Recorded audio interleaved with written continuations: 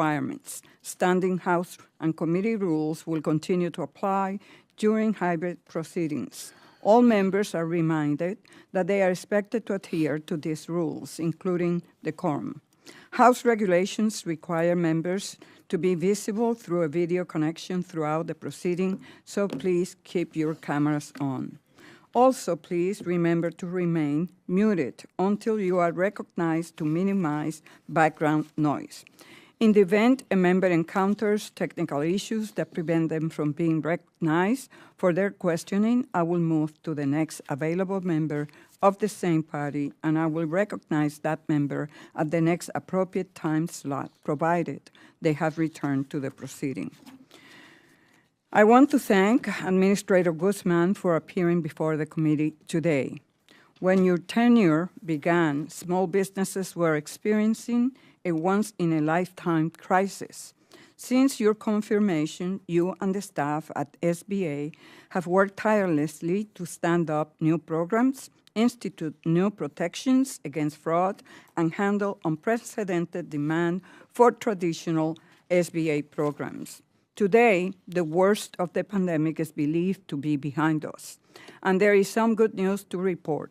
Since President Biden took office, our economy has added over 7.4 million jobs, unemployment is down to 3.6, and entrepreneurs have started new businesses at record rates. With that said, the deep wounds inflicted by the pandemic and the conflict in Ukraine continue to fester. As small employers work towards a full recovery, they will need our utmost support. Moving forward, we must utilize the SBA to drive success and empower entrepreneurs. That is why SBA programs must have the funding necessary to meet the needs of small business owners. We have an opportunity to discuss the SBA's 2023 budget request and learn how it will help our main streets flourish. The administration's proposed budget lays out the investment needed to build a stronger, better, and more equitable America. The funding outlined in this plan will help lower costs for families, create good-paying jobs, and drive our recovery forward. The proposal also places a strong emphasis on supporting the needs of entrepreneurs with three overarching goals: ensuring equitable design and delivery of programs, building resilient businesses and a sustainable economy, and implementing strong stewardship of resources. The pandemic taught us that access to critical resources is often unequal among businesses, particularly those owned by women and people of color. The SBA focus on equity will help ensure that all firms have access to the resources they need to succeed. I'm also pleased to see that the proposal includes funding and investment in key programs, modernization, customer service, and core contracting initiatives. I'm eager to discuss how the money requested in this budget will strengthen and improve initiatives that increase access to capital, improve disaster assistance, and create more government contracting opportunities for small firms. Administrator Guzman, you have been at the forefront of the recovery effort, and your work has kept millions of businesses open and people on the payroll.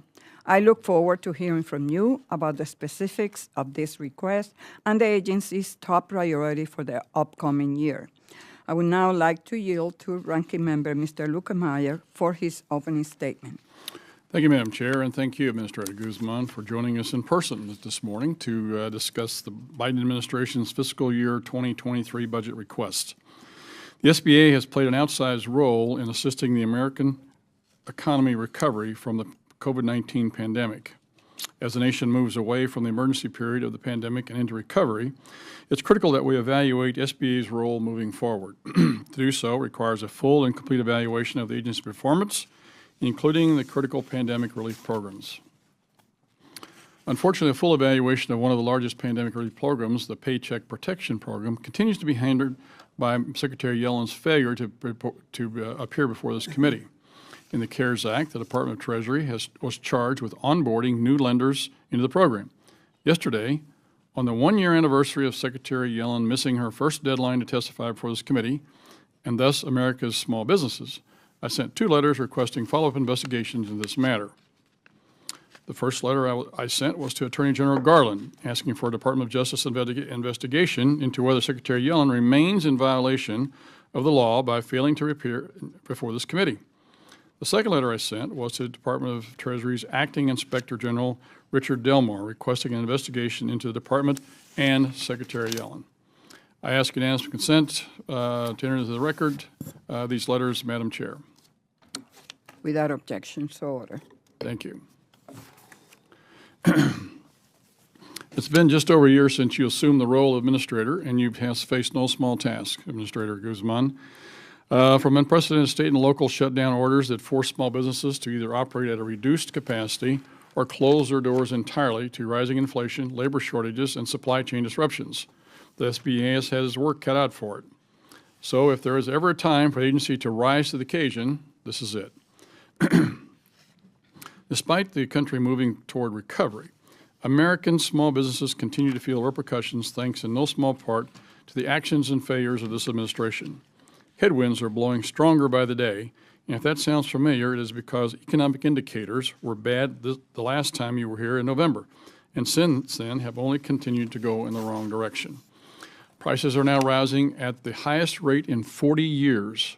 Job openings continue to rise, even in just a few months since you last testified, and creating staffing headaches for small business owners across the nation. And if it isn't a labor shortage, it's a supply chain issue, as more and more small businesses are finding it nearly impossible to obtain goods and products. Add to that the concern among small business owners when they hear of tax increases this administration is routinely proposing, and it's no wonder so many small business owners have begun to question who is supposed to be standing up for small business. I can answer that question, Madam Administrator. It is you. You are the one who should be advocating for small business in the administration. If a policy or regulation creates red tape or a cost for small businesses, it is you who should be pointing this out to the President. The American Action Forum has studied the regulatory costs associated with the Biden administration's first year in office. Unfortunately, those costs come to a staggering $201 billion. Let me repeat that. $201 billion in just 1 year of compilatory cost. This is unacceptable. When the Biden administration continues to propose tax increases, you should be pointing out that no matter how they spend that increase, the impact on small businesses is in fact going to be hurting them. Now more than ever, we need a small business administration that is responsive to the nation's 32 million small businesses, entrepreneurs, and startups. Yet we continue to see the same thing. This hearing is scheduled, and magically our letters and inquiries start to receive responses. The speed at which our concerns are being addressed is improving, but more work needs to be done. With $1.2 trillion flowing through the agency's doors, the American public needs accountability and transparency. Plain and simple, the SBA needs to be improved, and I have a plan to do it. Now more than ever, small businesses need an SBA that is responsible and fulfills its statutory mission day in and day out. The core responsibilities that are outlined in law need to drive the agency's decision-making. Anything else is irresponsible. Unfortunately, that is what we see with your budget, more spending without outcomes from Main Street USA. Moreover, fraud is fraud, Madam Administrator. As Republican leader of this committee, I don't care when it happened, it needs to be addressed. The integrity of the SBA's programs need to be restored fully and comprehensively. I stand ready to work with anyone and everyone to ensure the SBA has the oversight metrics in place to deter and catch bad actors. The agency must be cleaned up. And that brings us to voting. There is no place in the Constitution that supports the SBA getting involved in elections. That is squarely in the state's purview. With a 30% fraud rate on one of your loan programs and having to close 2 of your women's business centers because of dubious activities, what makes you think the SBA would be able to protect the integrity of voting? It's a question we're going to have to answer. With that, Madam Chair, I look forward to today's conversation, and I yield back. The ranking member yields back. With that, I will now introduce our distinguished witness, the Honorable Isabella Casillas Guzman. Administrator Guzman is currently serving as the 27th Administrator of the Small Business Administration. Her previous experience includes serving as Director of the California Office of Small Business Advocate and Deputy Chief of Staff at SBA. Outside of her time in government, Administrator Guzman has advised entrepreneurs and on her own small business, giving her extensive insight into the needs of entrepreneurs. Administrator Guzman earned a Bachelor of Science from the University of Pennsylvania Wharton School of Business. Welcome, Ms. Guzman. Ms. Guzman, you are now recognized for 5 minutes. Thank you, and good morning, Chairwoman Velasquez, Ranking Member Lukemeyer, and distinguished members of the committee. Thank you for the opportunity to appear before you today to discuss President Biden's fiscal year 23 budget request for the U.S. Small Business Administration. The President's budget requests a total of $1.06 billion to foster growth and opportunity across America's economy by supporting the SBA's critical small business programs and disaster assistance. This funding level generates practical investments in economic progress, and with your support, allows us to continue delivering crucial programs and services for a surging wave of new American entrepreneurs. Over the past year, I've visited small businesses across 28 states and Puerto Rico. I've had the opportunity to visit many of the communities you represent and witness the strength and resilience of American entrepreneurship firsthand. Despite hardships from the pandemic, America's small businesses and innovative startups are creating new jobs, powering our economy, strengthening our global competitiveness, and supporting working families. And Americans are launching businesses at record rates. Business applications have risen more than 30% from pre-pandemic levels, and in 2021 alone, 5.4 million Americans applied to start a business. One of this administration's top priorities is making sure the opportunities of this growing economy are reaching all Americans. President Biden often says that ability is spread evenly, but opportunity is not. And that's important because building equity, ensuring access and opportunity are open to all, isn't just the right thing to do, it's good for business. Thanks to historic legislation passed by Congress, the SBA has been able to deliver critical relief and help millions of small businesses, especially in the hardest hit communities, survive the pandemic. In fiscal year 21, the SBA distributed more than $450 billion in financial relief through the Paycheck Protection Program, the COVID Economic Injury Disaster Loan, and advanced programs, the Restaurant Revitalization Fund Program, and the Shuttered Venues Operator Grant Program. Those vital relief funds saved jobs in every community in the country. Now we're delivering on the promise of PPP forgiveness. To date, 87% of all eligible PPP recipients have submitted forgiveness applications, and nearly all, 99.4% of qualified applicants have had their loans partially or fully forgiven. SBA has not only delivered on pandemic relief, but our core capital programs, which support hundreds of thousands of jobs, are also breaking records. Demand for SBA capital support is outpacing the resources available, with a 62% increase in 7A loans and a 41% increase in 504 loans approved. Given the high demand for SBA's capital programs and their effectiveness for our small businesses, President Biden is requesting a 13% increase over our core programs for a total of $71 billion. In addition, the budget recognizes that SBA needs additional support to service those $361 billion in COVID EIDL. The budget requests authority to reprogram existing balances in targeted COVID EIDL funding to advance to support and service loans for the 3.9 million borrowers. A large percentage of these borrowers will start making payments in the months ahead, requiring SBA to shift from origination to servicing. As we enter this new phase of recovery, SBA must provide borrowers with needed resources and the quality customer service that they deserve. While my written testimony outlines other budget priorities, one additional key area I want to highlight is our efforts to upgrade our systems and processes to detect and prevent fraud. During this administration, the SBA has acted quickly to protect taxpayer dollars, first by restoring controls and deploying new technology to mitigate fraud. Our work to implement or enhance fraud controls has been recognized by federal accountability agencies and watchdogs. I also recently announced the creation of a new Fraud Risk Management Board to replace the Fraud Risk Management Council. This new board provides the oversight and agency-wide coordination recommended by the GAO. Additionally, I designated a special counsel for enterprise risk to work directly in my office to further limit fraud and risk across the agency in coordination with our established fraud management framework. To recover taxpayer funds, we are working closely with the Office of Inspector General and other federal authorities to refer suspected fraud to law enforcement. Effective stewardship is necessary for the SBA to achieve our mission.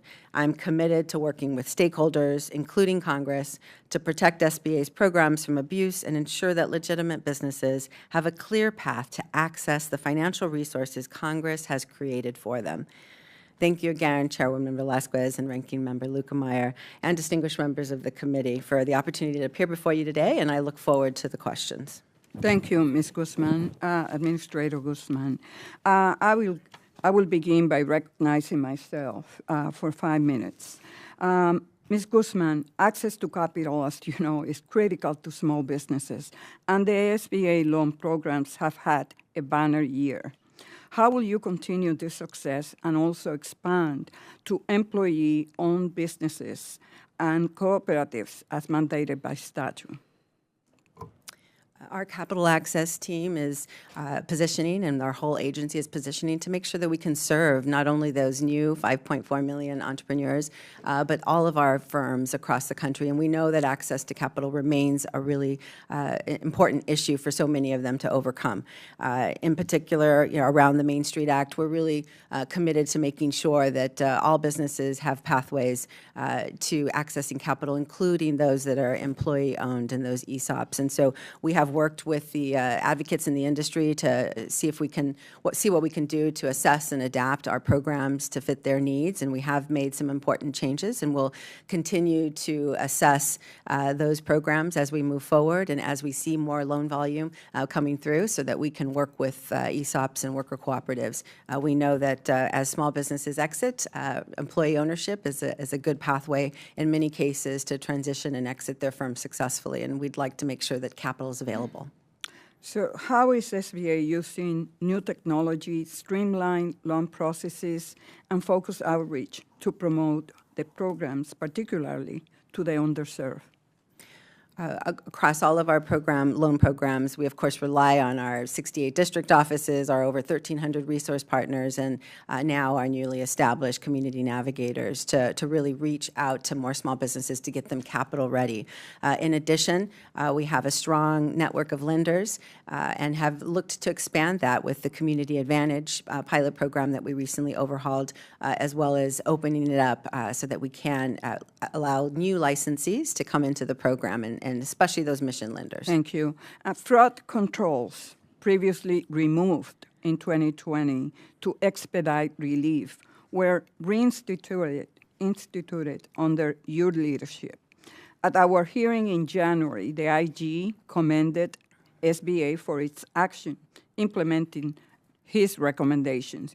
Can you expound on your efforts to prevent fraud and abuse related to the agency's COVID and relief programs? President Biden is really committed to making sure funds get into the hands of those businesses it was intended to serve, and the administration early on, we ensured that we could put in those controls, some of those across our COVID EIDL program, of course, in which that was a unique case of a tale of 2 years, truly.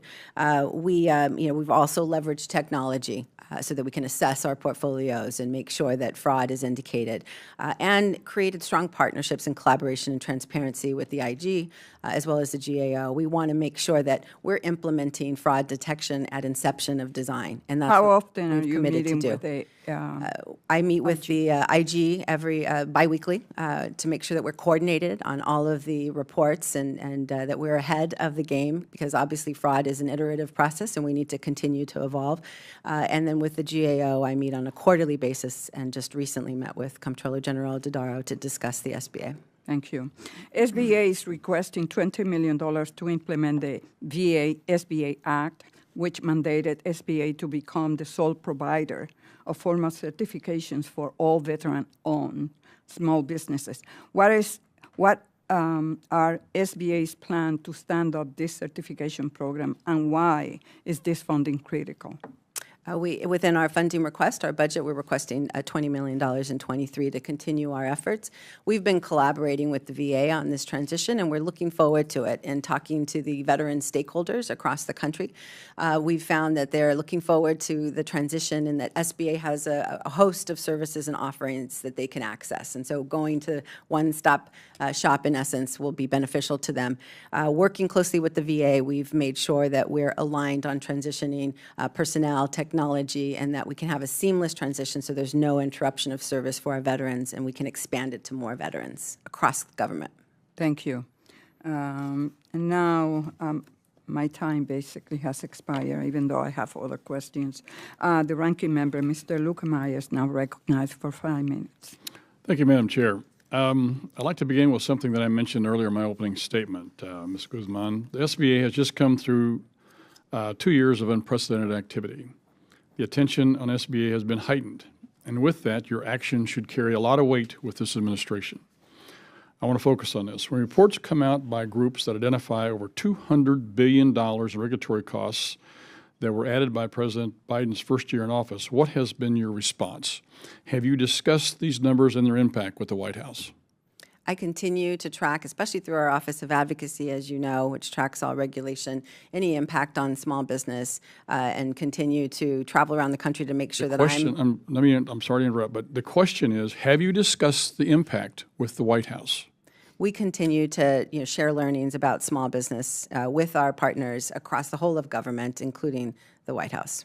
What's been their response when you tell them that $200 billion worth of increased compliance costs is crushing small business? What's been the response? I can't speak to that specifically, that number, but I can share with you that number is the administration's number. We pull that from each agency when they propose a rule. It has to give the cost of that. When you total those things up, it's $201 billion last year, Ms. Guzman. That is devastating to small businesses. What I can share with you, Ranking Member, is that, of course, we have our Ombudsman Office that works with all small businesses that have to navigate regulatory issues so that we can continue to support them on the back end and on the front end on the Office of Advocacy. Let me claim my time. My point of the question is that you should be advocating for small businesses and telling administration, stop the onslaught of rules and regulations. It is killing small businesses. If you truly have been to 28 states, I think you said a while ago, over the last year, and you have talked to small businesses, you've got to come back with a sense that rules and regulations are one of the top things that they're concerned about. The costs of those things are enormous. I can tell you in my district, this is a concern of it. Inflation is the next one. Are you talking at all with the administration about the effects of inflation and high energy costs on our small business community? Yes, the President is, of course, very sensitive to the fact that the inflationary pressures and cost pressures impact American families as well as small businesses. And, I continue to track what those impacts are. Have you talked to him about the impact of this? Have you advocated and offered solutions to this problem? The President's actions speak for themselves. He is trying to address these costs for our small businesses. They speak for themselves. They're devastating. He adds more fuel to the fire. He continues to allow energy prices to go through the roof. He adds $200 billion worth of regulatory costs. He adds more money to the money supply, which is extremely important when it comes to inflation. That is one of the drivers of inflation. Are you talking at all about those things with him and say, please, Mr. President, stop the onslaught of these nonsensical things that are under your control? It's important to note that there are multiple impacts on our small businesses, and we continue to track and share them and make sure that our small businesses get the support. I can't get a yes or no from you this morning, Ms. Guzman, so I assume the answer is no. You haven't talked to the President about this. You're an advocate for small business. You should be standing in front of his office once a week saying, Mr. President, the businesses that I oversee are struggling. Please help me to help them by stopping the nonsense of your office continuing to support and enhance inflation in this country through all of the things that they're doing. If you're not doing that, then you're not doing your job, Ms. Guzman. One more quick thing here. The last 2 years have seen the agency that's gone under stress, and there's no question when an agency's under stress, you can also see some of the problems and weaknesses of that agency. Fraud and oversight metrics are a weakness of this agency. You mentioned a minute ago that you're trying to work on fixing them. But fraud is fraud, which has got to be addressed somehow, some way. And I know that it would appear to me that with regards to the PPP loan program and with regards to the EIDL program, there seems to be a difference in the ability of those two programs to operate. Would you agree that the private sector lenders that initiated the PPP loans were more efficient in delivering these dollars and deterring fraud than the SBA's direct EIDL program? Our lending partners on PPP have been very effective, and the COVID EIDL instance, it's a tale of 2 years, as I had said earlier. COVID EIDL, when in 2020, when the majority of the loans were through, and where you see the IG and GAO reports on, had no controls. And so in 2021, we've reinstituted the controls. We've leveraged technology to ensure the private sector did a really good job of getting the money out the door, almost 3 times as much money as what the EIDL program did, with probably 1/6 of the fraud rate. I would add that PPP3, which was implemented in 2021, had the loan volume higher than in 2020, also had controls and speed in place, and thanks to the administration's actions to put those controls in place. And so my answer was not yes, but that we are implementing controls. It can't be yes. You're not doing your job if that's the case. You're totally misunderstanding the question, or you're misunderstanding how your agency runs if your answer is not yes. What I'm saying is that my time is up. Thank you. And now the chair recognizes the chairman of the Subcommittee on Oversight, Investigation and Regulations, Mr. Phillips. Thank you, Madam Chair. Welcome, Ms. Guzman. I'm sorry for how you're treated with disrespect by certain members of this committee. I'm a small business owner. I know what it takes to build a business. I know how tough it is, especially recently. I've traveled the world in the business world. There's no place in the world in which small businesses can thrive like the United States. Are we perfect? No. Is there a lot we all can do? Yes. I hope we can do it together. I actually admire what you've done and your team in extraordinary times with little preparation and, frankly, little experience amongst any of us to face the circumstances that we have. And I want to thank you, and I hope you extend our gratitude to everybody that works at the SBA for doing the best with what we had, with the time we had, and, frankly, saving millions of jobs and hundreds of thousands of small businesses. Thank goodness, and we did so in a bipartisan fashion. We should continue to do so. As chairman of the Subcommittee on Oversight, I also applaud the creation of the Fraud Risk Management Board. I think it's a great step. We have to use taxpayer dollars well. Every dollar that we have lost to fraud is a dollar that has not gone to the very businesses that you look out for and all of us want to see succeed. I want to also applaud the increased funding for the Entrepreneurial Development Program. By the way, I hope that's something that we can all talk about bringing into high schools in this country to teach entrepreneurship at some point, but perhaps that's for another day.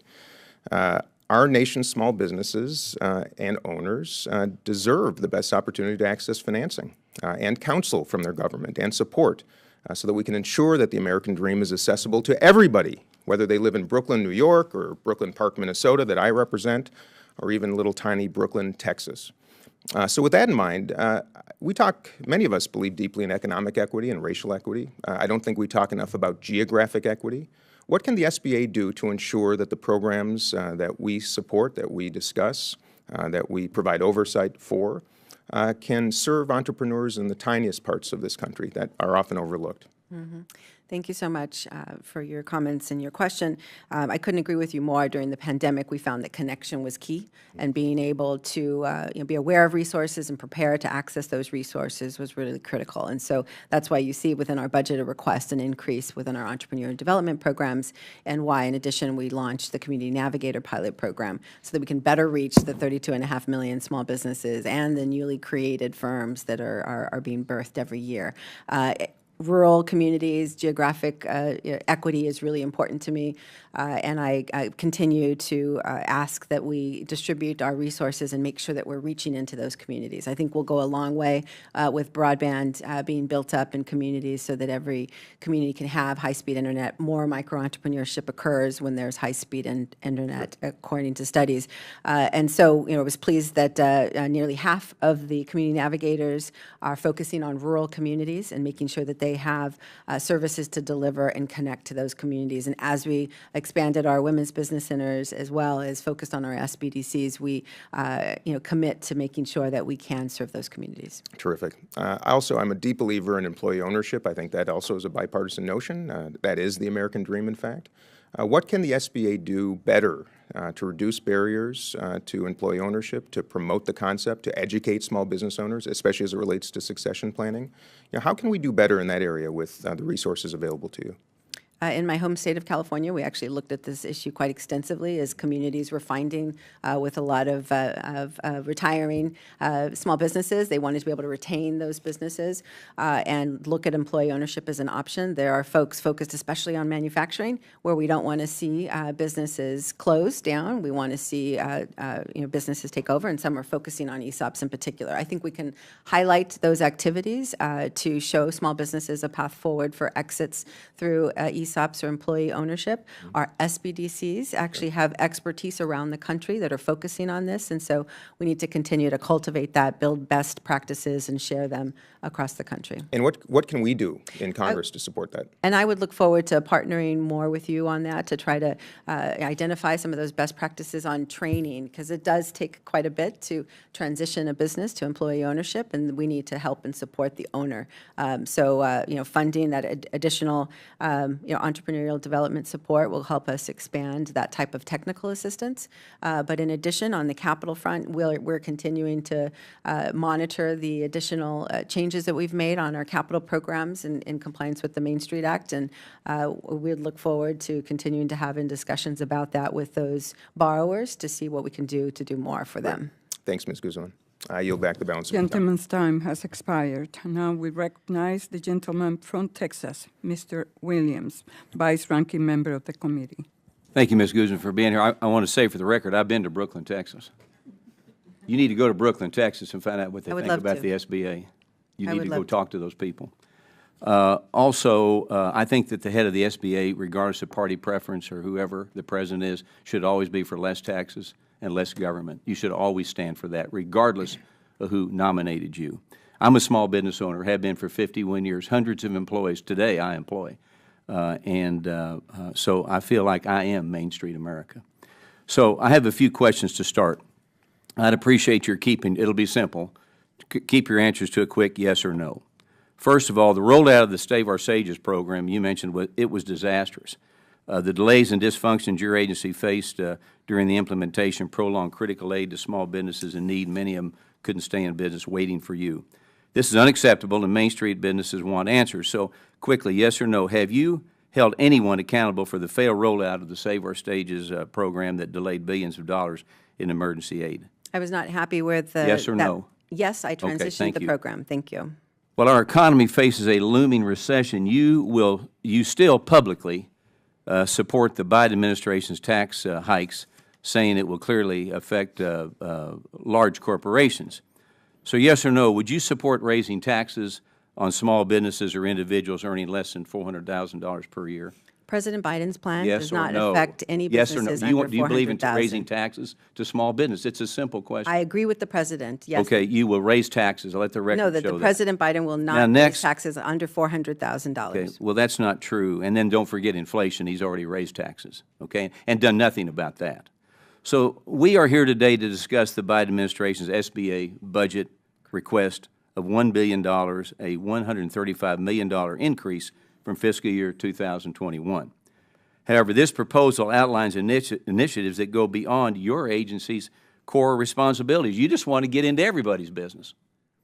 The SBA is tasked with aiding, assisting, and advising small businesses across the country, correct? Correct. Which is why it is unclear to me and many others why you would request more taxpayer dollars for climate change within the SBA. So in lieu of directing more money to actual small businesses aid, this request is further proof that President Biden's SBA is completely out of touch with Main Street. Businesses in my district are concerned about their ability to compete in the future and are looking at the SBA to be a nonpartisan, which we don't have, a resource that has their best efforts to be looked at in mind. Administrator Guzman, why should Congress increase funding for your agency without first addressing underlying problems such as your failure to roll out business-saving aid, the significant fraud we've talked about with the SBA programs, and general underperformance? Why should we give you more money? Just continue to do that. SBA has successfully scaled to meet the needs and really helped millions of businesses, over 8 million unique businesses during COVID relief, done a remarkable job in your districts across our 68 field offices in my to district, and support not in small Brooklyn, businesses. Texas. And in addition, we've implemented fraud controls so that we can better get the funds into the hands of the businesses it was intended to serve. And we are committed to making sure that they have the capital that they need, the market access they need, and the technical assistance that they need. That funding for climate is about making sure that businesses can prepare You don't and control mitigate that. You with have no loans. business being in that. It's not for me to engage in well, climate, but for me that's to fine. give loans to small businesses. Okay, I'm running to out of help time. Let me mitigate. move on. Thank But you don't need to be in everybody's business. Take care of the people that you're required to take care of. The small business owner, the guy trying to make the payroll, the guy that signs the front of the check, not the back of the check, the guy's drawing the line of credit. Help him. He needs help. He doesn't need to worry about the climate change, which is not even part of what you're staffed to do. So small businesses across the United States are still desperate to fill job openings. These labor shortages are hindering business operations and is a driving factor in the supply chain model and inflation issue. I can tell you all about that.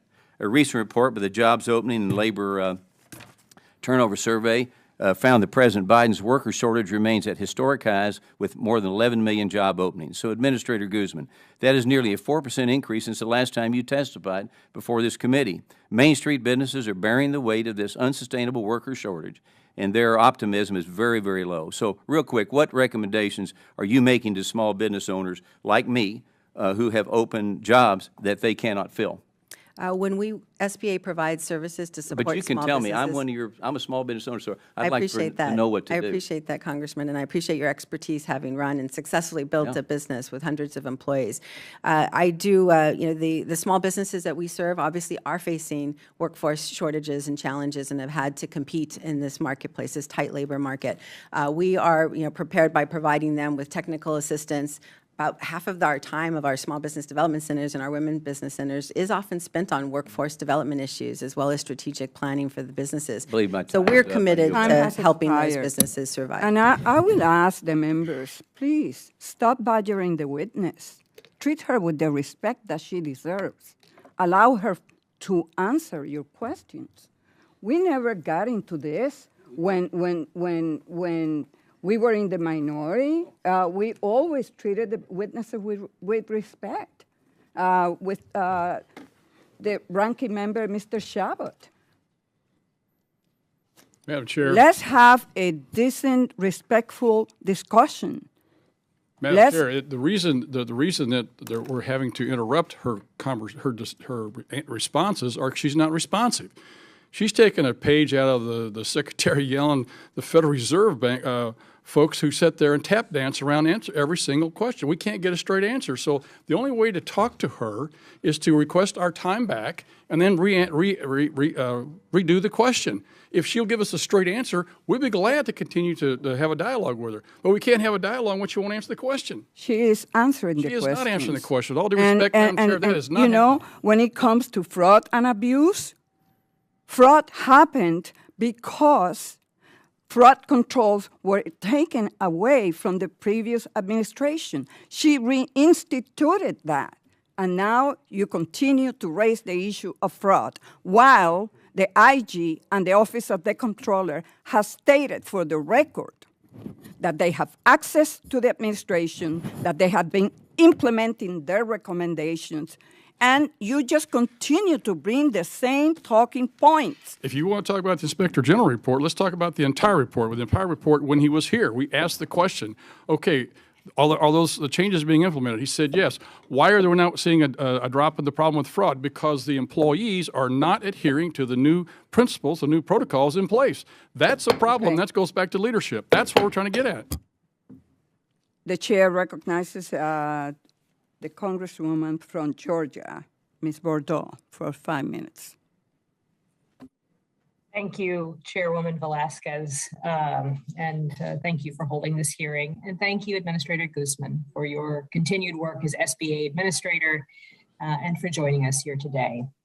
The President's budget request of fiscal year 23 includes a 21% increase in SBA funding levels for a total of $914 million in discretionary funding. And much of this funding is aimed at increasing access to SBA resources and services in communities like mine, which have historically had difficulty accessing some of the critical tools that the SBA provides to entrepreneurs and would-be entrepreneurs. The budget also includes several indications about the SBA's priorities for fiscal year 2023 and areas for potential collaboration with Congress. The administration's fiscal year 23 budget, in particular, says that SBA is establishing an agency priority goal to increase the number of community financial institutions in SBA's lender match portal, something I am very pleased to see. Each of the federal bank regulators, however, have offices dedicated to CDFI and MDI engagement and have initiatives to support their activities. So my first question is, do you think a similar office at the SBA would help the SBA get more community-based lenders into programs like the 7(a) program? And what else is being done concretely to really engage the CDFI and MDI community? Thank you so much for that question. As we know that access to capital is a big issue. 44% of small businesses get their funding through a bank, and we'd like to leverage SBA's programs to expand that. Within our Office of Capital Access, we do have an office dedicated to working with mission-based lenders through our micro-lending program as well as our Community Advantage program. And so we feel that we're well prepared to be able to expand with this group of lenders who serve underbanked as well as unbanked and underserved small businesses. We are currently making efforts to streamline our programs. We've launched with the Community Advantage overhaul, which had included an expansion of licenses that we will be able to extend to CDFIs and CDCs to expand our Community Advantage program and really focus on small dollar lending and ensuring that we can fill those gaps, as that has been in decline as well. So we look forward to working with you in your offices as well as all of the members to make sure that we can expand the number of lenders who participate and can reach into communities and geographies that are not served. Wonderful. We're very excited about this initiative. One other question, SBA data shows that most PPP borrowers who've not yet applied for forgiveness are the smallest of businesses, and these are borrowers with loans of $50,000 or less.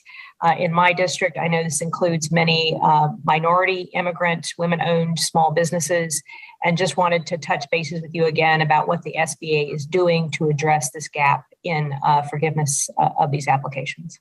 We definitely want to deliver on the promise of forgiveness of PPP to all the communities and borrowers. We've done a couple things. First and foremost, of course, we wanted to make sure that our lenders were equipped to deal with this next phase of PPP, and we set up a streamlined offering technology for them to be able to utilize. Over 1,000 banks and lenders have signed up to use our technology to process forgiveness. And we've also, of course, streamlined for $150,000 and under as per the statute. So we are working hard to make sure that all of our borrowers can access these programs through the lenders. However, we know that some of that requires technical assistance. Our community navigators are working hard, many of them to work with PPP borrowers to make sure that they can access forgiveness, as are all of our centers. Thank you. Thank you so much. And thank you for your service to our small business community and for your service to the country. I yield back. The gentlelady yields back, and now we recognize the gentleman from Pennsylvania, Mr. Muser, ranking members on the Subcommittee on Economic Growth, Tax, and Capital Access.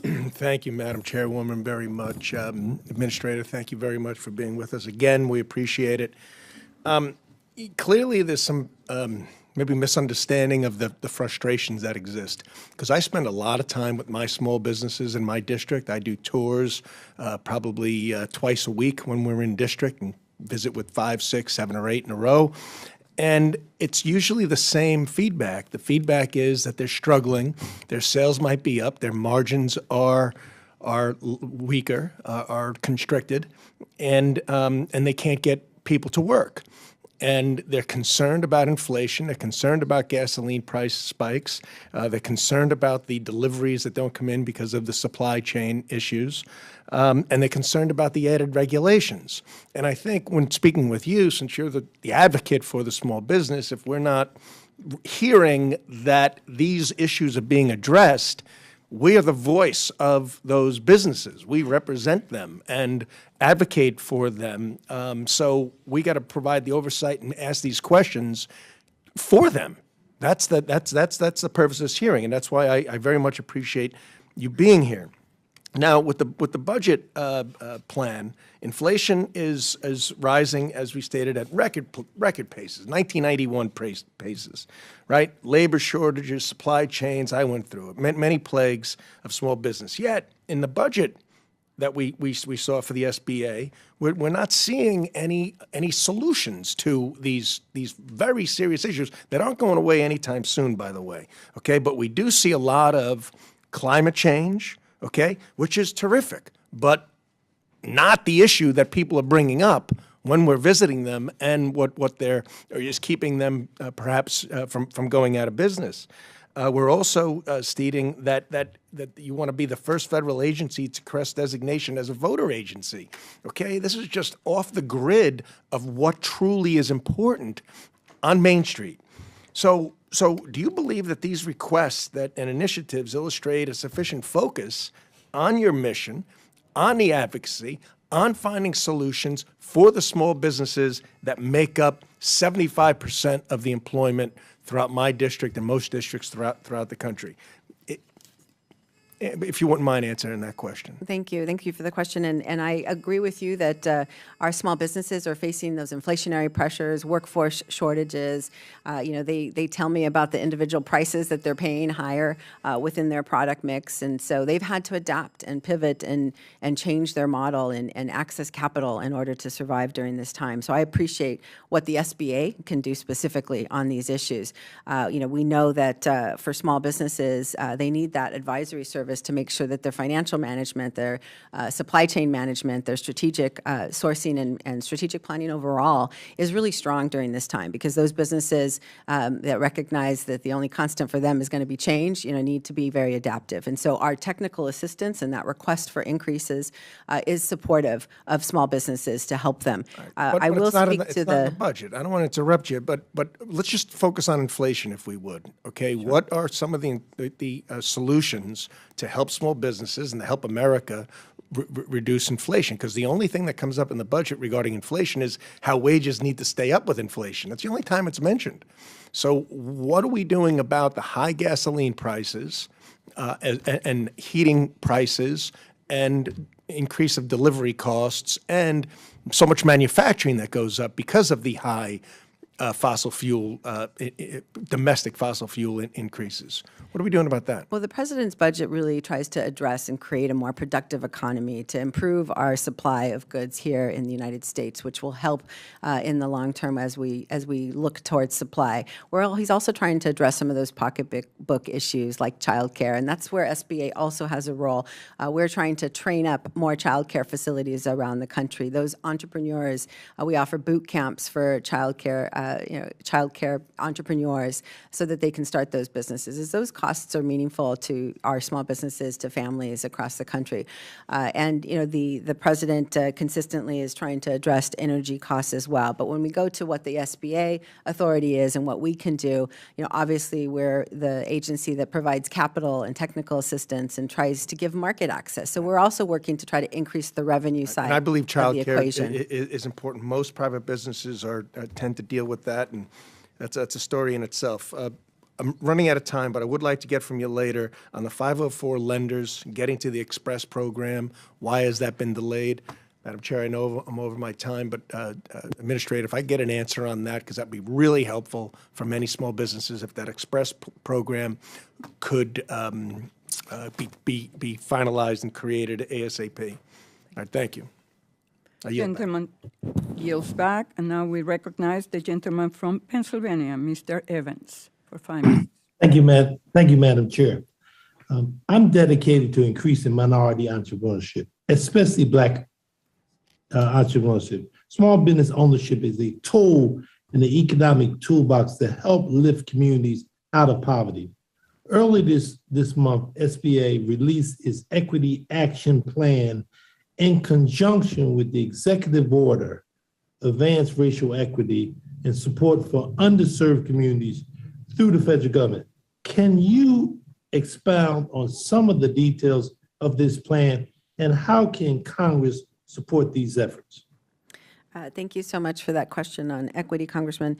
Obviously, we know that the face of entrepreneurship is changing, that women and people of color are starting businesses at the highest rates, and that's across the country. And so we want to make sure that our programs are accessible and available to all. So that's underlying everything we do. And our equity plan is focused on ensuring that we can get capital distributed to all of our entrepreneurs. And you saw the increase in our focus on the Community Advantage program to focus on small dollar loans, where our small businesses are facing the largest gaps in the financial services market place. In addition, we want to focus on the revenue side of the equation, because we think that, of course, small businesses need to grow their revenues and be able to compete in order to deliver the products and services that we all depend on. And so, with that, we're focusing in on the federal contracting space. We're the largest buyer in the world, and making sure that there is equity in government contracting and that all small businesses can access contracts. We've seen a 40% decline in the number of small businesses doing business with the federal government, and that's not good for our industrial base or innovation. And so we're focused on making sure that emerging entrepreneurs and all entrepreneurs can access contracting, as well as the technical assistance. And obviously, the Community Navigators pilot program has enabled us to level up our outreach into more communities, build bridges to underserved communities across the country so that they can better access the resources of the federal government, in particular the SBA and the capital programs and the contracting and other market access programs we provide. So with those actions, we hope to continue to expand our reach. And beyond that, though, of course, this is a moment for the SBA to step into a broader role in entrepreneurship. We're seeing increased rates of entrepreneurship. We want to leverage the attention through the Paycheck Protection Program and all of our relief programs to now better reach and serve and build trust in communities that we have seen come into the SBA's programs. I said over 8 million unique small businesses have tapped into those relief programs, more sole proprietors and mom and pops where we know people of color are over-indexed, and we want to make sure that we're serving them with the products and services that meet their needs and meet them where they are. Community development financial institutions were critical to getting PPP loans to small businesses in my home city of Philadelphia. During the pandemic, as many of them, several was minority-owned, was turned away from larger banks.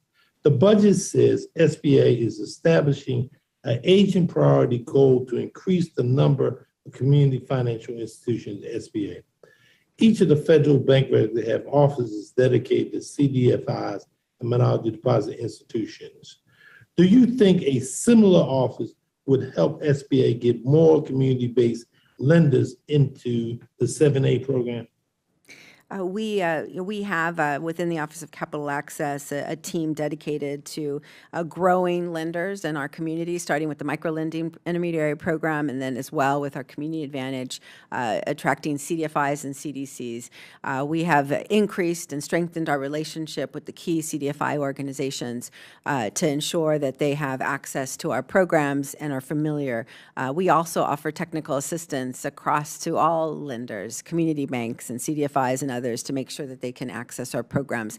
And, we know that the most important thing is to simplify our programs across our portfolio. We've started with the Community Advantage program and trying to simplify eligibility and underwriting to make sure that we can support the lending institutions with these small dollar loans that are just as expensive as doing larger dollar loans. And so we want to enable the industry to better support small businesses through our programs. And we believe that the existing structure that we have in place will allow us to do so.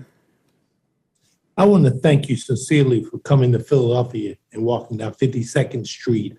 I really appreciate your leadership and the way you are operating. And I think the chairperson who also combined, who was in Philadelphia some time with us. So again, I thank this collective leadership. Us working together collectively, it is in our interest for the sake of small businesses, being that small business National Week. I thank you again, and I yield back to you, Madam Chair. The gentleman yields back, and now we recognize the gentlelady from California, Ms. Kim, Ranking Member Subcommittee on Innovation, Entrepreneurship, and Workforce Development, for 5 minutes. Thank you, Chairwoman Velasquez, and I want to thank Administrator Guzman for joining us today to discuss the administration's fiscal year 2023 budget request for SBA. SBA small businesses that you represent are facing many economic headwinds with supply chain disruptions, record-setting inflation numbers, and increasing gas prices. I'm sure you saw the report from NFIB that reports that the number of small business owners expecting business conditions to improve in the near future has fallen to the lowest level in nearly 5 decades. And that's a troubling report, considering small business owners are some of the most optimistic people that we know. Back in my district in Orange County, the average gas price is close to $6 now. That is $2 more than what it was a year ago. So, Administrator Guzman, my question to you is, can you tell us if there is anything in the budget request for SBA that specifically helps small business owners overcome some of the issues that they're facing with high inflation, labor shortages, and energy costs? And what are you and your department, SBA, doing to regain the confidence from small business owners moving forward? Thank you so much for that question. As I know, I share that empathy with small businesses and the challenges they're facing, and I am hearing from small businesses that that they have these issues. I know that there's within the SBA's budget specifically, we try to make sure that we're offering support for our small businesses for all the impacts to their bottom line and helping them to ensure that they're strategically positioned around their pricing strategies, around ways that they can improve operational efficiency, their staffing strategies, so that they can navigate any challenges that come their way. And so within our budget, we are expanding entrepreneurial development across our key program offices, and importantly, within some of our grant programs that hope to improve their revenue creation as well. The 7J grant program is about making sure that our businesses are contract ready and can grow their businesses, bring in the revenue through federal contracting, and as well as FAST grants, which of course support innovation to strengthen economies locally. So I do believe that those are really core to helping small businesses, and our advisor network around the country do work daily with small businesses, helping them to ensure that their business models are strong to navigate and to connect them to capital when that's a solution for them. Glad to hear that, but are you deploying any SBC resources such as SBDC, Women Business Centers, the veteran business, the centers, as well as SCORE mentors? How are you deploying those? So what we've asked them to do is to come up with specialized programming. One of the SBDCs has a specialized program on supply chain, and they're trying to share those best practices around the country so that they can better train businesses on supply chain management. Others, there's a veterans focused center that is working with local military spouses to connect them to businesses for employment so that we can help with those wage pressures. So there are specific programs within our centers that focus targeted on these issues. Thank you. I want to talk about the recent report of the Office of Inspector General that some loans totaling $66.4 billion that SBA did not meet the 90-day statutory requirement to remit the forgiveness payments to lenders. And additionally, the report states that SBA did not meet the 90-day requirement for over 98% of those loans over $2 million. So can you talk about why is it that SBA is failing to meet that 90-day statutory requirement? What is your plan to develop a plan to ensure that the forgiveness reviews and remittances are completed within the 90-day as required by the law? Office of Capital Access continues to work with the lending institutions to make sure that they get the technical assistance they need to follow through on all the forgiveness requirements. We continue to support our lending institutions on that front, as well as on the back end, try to help with the small business preparedness. Can you And give so us we'll a little more specific on that? I can have my team follow up with your staff, as I know, to make sure that we give you the full plan on forgiveness. Okay. Well, thank you very much. My time's up. Gentlelady yields back. Now we recognize the gentleman from Maine, Mr. Golden, Chairman, Subcommittee on Underserved Agriculture and Rural Business Development, for 5 minutes. Thank you, Madam Chair. One thing I want to ask about is the Office of Advocacy. You talked about that office a little earlier. Earlier this year, the Office of Advocacy actually put out a recommendation that the Department of Correction, not Department of Correction, Department of Commerce, revisit the timeline for implementation of some regulations that were first announced under the previous administration, but this administration is still moving forward with. This has to do with right whale regulations in our fisheries in New England, and specifically in Maine. So I wanted to ask, the Office of Advocacy doesn't frequently just put out these positions. I think they cross their T's and dot their I's. And in this instance, what they've said is the market really doesn't have the equipment necessary to comply. And therefore, the Department of Commerce should delay the deadline. We've yet to see that recommendation adhered to or really had any engagement from Commerce about it. So what role does SBA play working with the Office of Advocacy to make sure that when they put out a recommendation, it is consumed and hopefully acted upon? The Office of Advocacy is an independent office that reports directly to Congress, as well as me and the President. And they, as they track these regulations that are being promulgated by the different agencies, they flag when there are small business concerns so that they can take into account those issues in final rule. On this specific issue, I would need to follow up with my Chief Advocate, Acting Chief Advocate, Major Clark, to understand a little bit more and see if there's something that the SBA can do to support. Thank you. I appreciate that very much. And the suspense on that is pretty tight. I think it's a May 15 deadline. Thank you. My team will follow up for sure with your staff.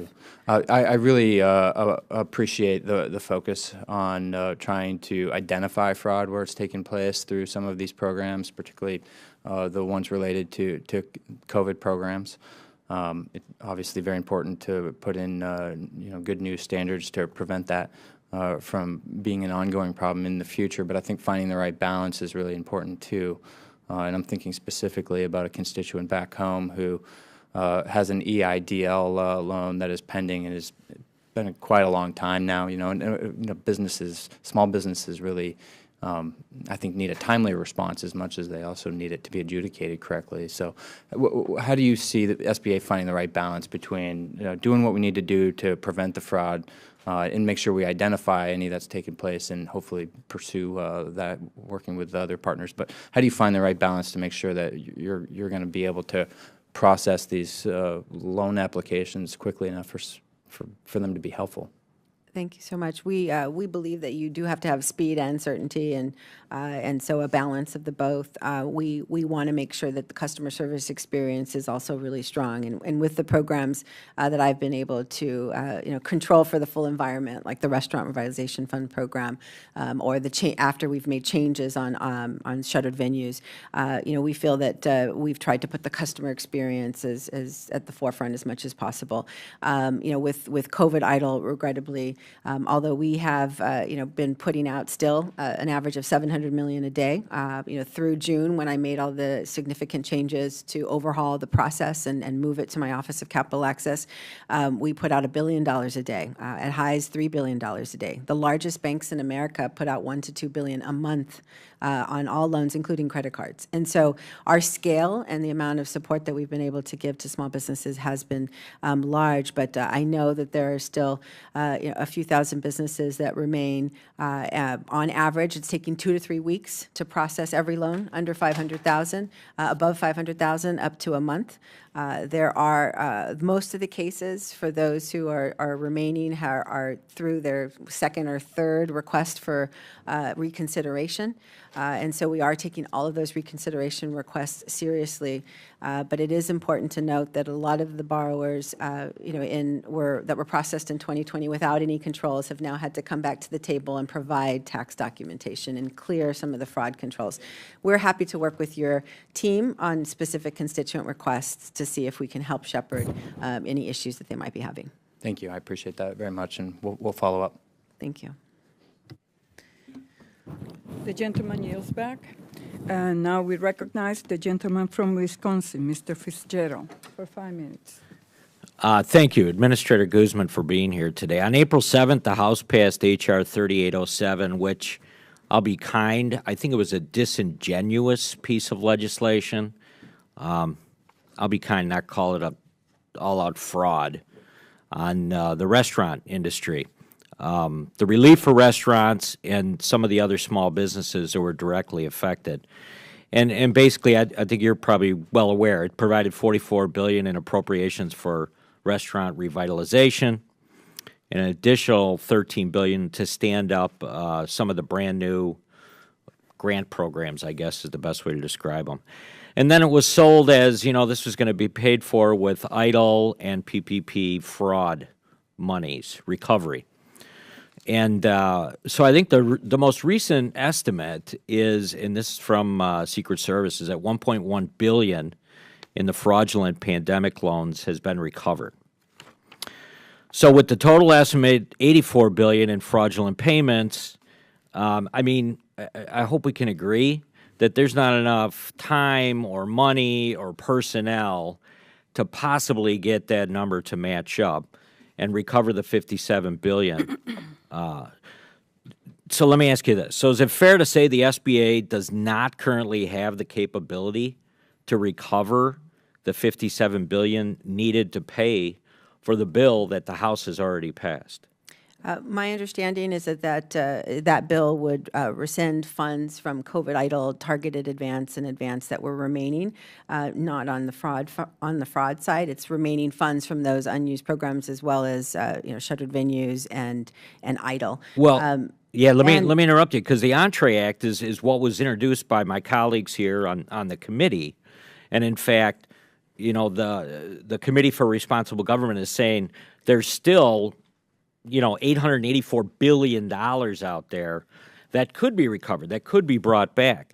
But that doesn't seem to be happening at all. And I think what we're frustrated by is that there's, this idea that this product is being sold out on the street as, hey, no problem, we're going to do the due diligence on this and the fraud, and we're going to recover all these funds, and then it's going to be readily available for the restaurants. But the math doesn't add up at this point. I'm wondering what your comment is on that. What I would also share is that the SBA works closely with the IG and other federal authorities who actually recover funds. We report fraud. We collaborate with them. All right, that's great. That's great. I'm asking you more about the numbers, though. It's just not going to happen, though, is it? Can you admit that it's not going to happen? They are going to be working really hard to investigate all of this potential fraud. Well, and that's actually awesome. prosecute But I don't, final. like I said, I don't think that gets the job done. And this is the frustration, I think. It's like some of my colleagues said earlier, we got to go back to the district. And when you talk to these restaurateurs, they're like, well, I just read in the paper yesterday that the money's coming. But the fact of the matter is there's no way to get these two figures to match up. The recovery, the amount of the fraud and abuse recovery that's happening out there does not match up with what restaurants are being told throughout this nation is going to be available to them.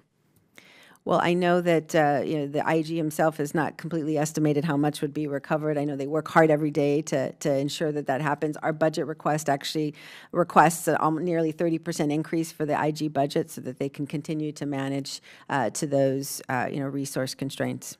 So I'm just going to make the assumption that it's not going to happen, that you're not going to be able to recover those funds at a rate that's going to fund HR 3807. So what would the strategy be from this point moving forward? How would we address that once it's obvious that there's a shortfall and that the wheels fall off of this entire thing? The SBA stands ready to implement the program if it's moved forward by Congress. And in terms of the rescissions from any remaining funding or any other sources of capital, I wouldn't be able to speak further about that.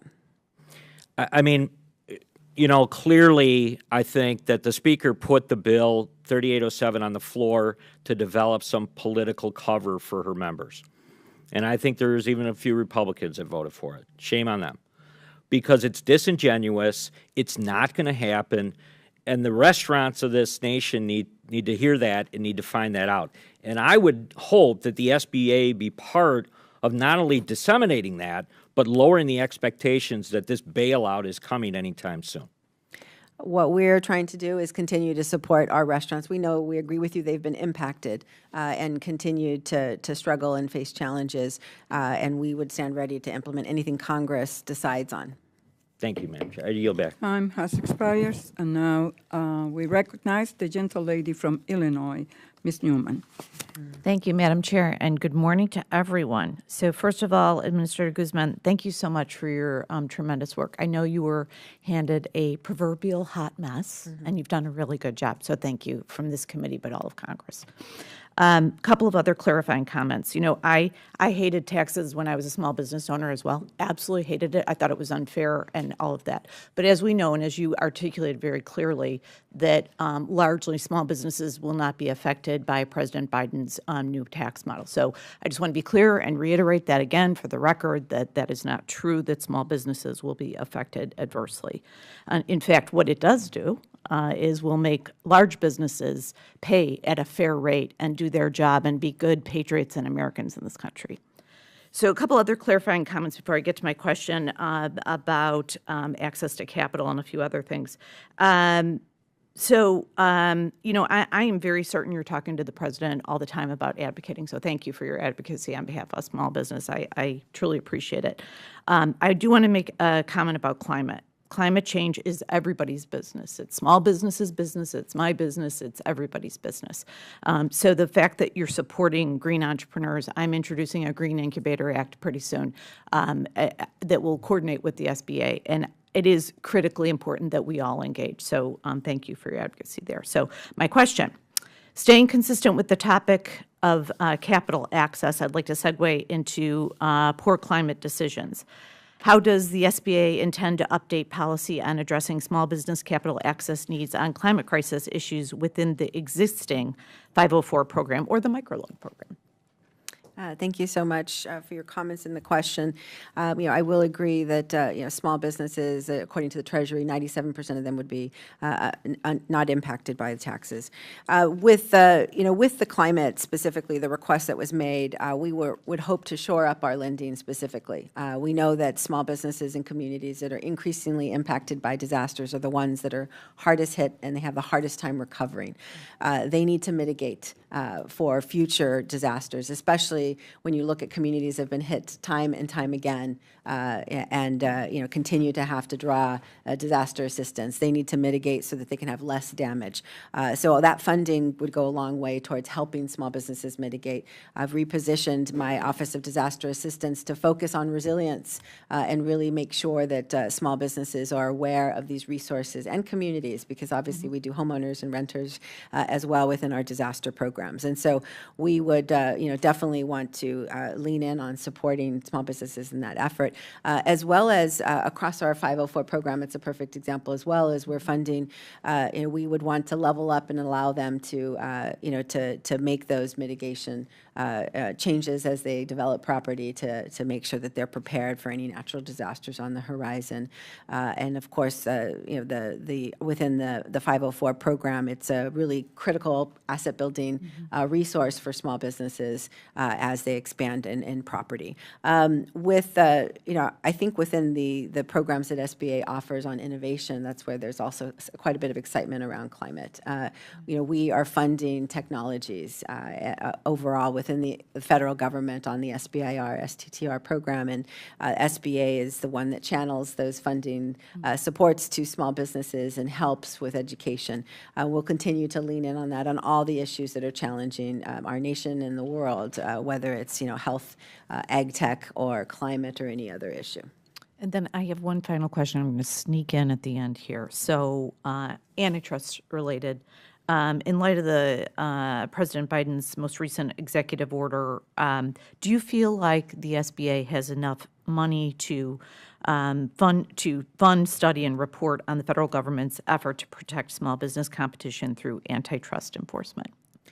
Well, the SBA, obviously we've requested an increase in our budget of 2.5% just to support all of our activities around entrepreneurial development and capital access. We continue to just provide advisory services and support to small businesses, and that's the purpose of our focus around the entrepreneurial support, and continue to try to position them to compete and expand our productive capacity within this country. And just very quickly, Administrator, because it is important note, and that's terrific, and I so appreciate that, but there is no specific money identified to really reckon with the fact that large businesses are always first in line for business in general. So we're not studying that right now? Not within the core SBA budget funding. So we are, of course, always working with small businesses to better compete in government contracting and better position them, and that's the extent of our work. So we have work to do, and I yield back. The gentlelady yields back, and now we recognize the gentlelady from Texas, Ms. Van Dyne, ranking member in the Subcommittee on Oversight, Investigations, and Regulations. Thank you very much, Madam Chair, and to the ranking member for holding this hearing today. And thank you, Administrator Guzman, for appearing before us.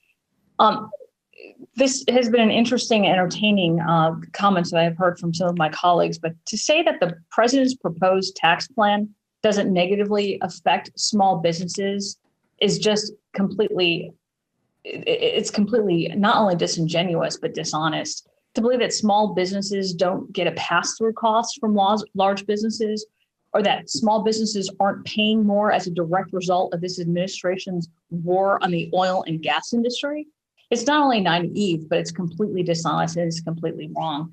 But it's been entertaining.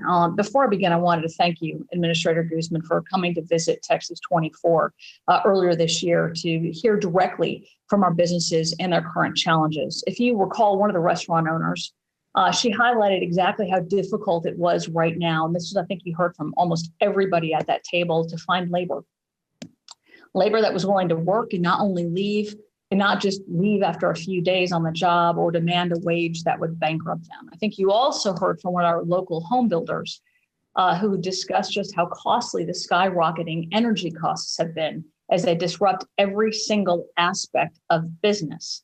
So again, to say that somehow this administration's policies aren't affecting small businesses is completely dishonest. But I think we both know that these concerns continue to persist today. And I'm really hoping that you benefited from your time down in District 24 and that you heard these things directly from those business owners. I do want to talk to you about the EIDL program and some of the fraud and direct lending issues that we have seen from SBA. SBA gave out approximately $369 billion in the EIDL program. Within the EIDL program, the OIG identified approximately $84 billion in potentially fraudulent activity associated with direct loans and direct grants from within the program. It's almost 1 out of 4 of the loans were considered fraudulent. And based on that fraud rate, do you think it's best that SBA expand direct lending and other programs? Thank you so much, Congresswoman, and I appreciated visiting with your businesses and learning about their challenges. So I really appreciate that time that you took with me. With the COVID EIDL program, it is a tale of 2 years in terms of implementation as well. And the 2020 EIDL without controls limited the agency's ability to control for fraud completely. In 2021, thanks to the Economic Aid Act, we were able to then reinstitute our tax reviewing tax documentation from all these businesses, and that has, of course, helped the agency limit fraud, as well as we now again check the Treasury's do not pay list.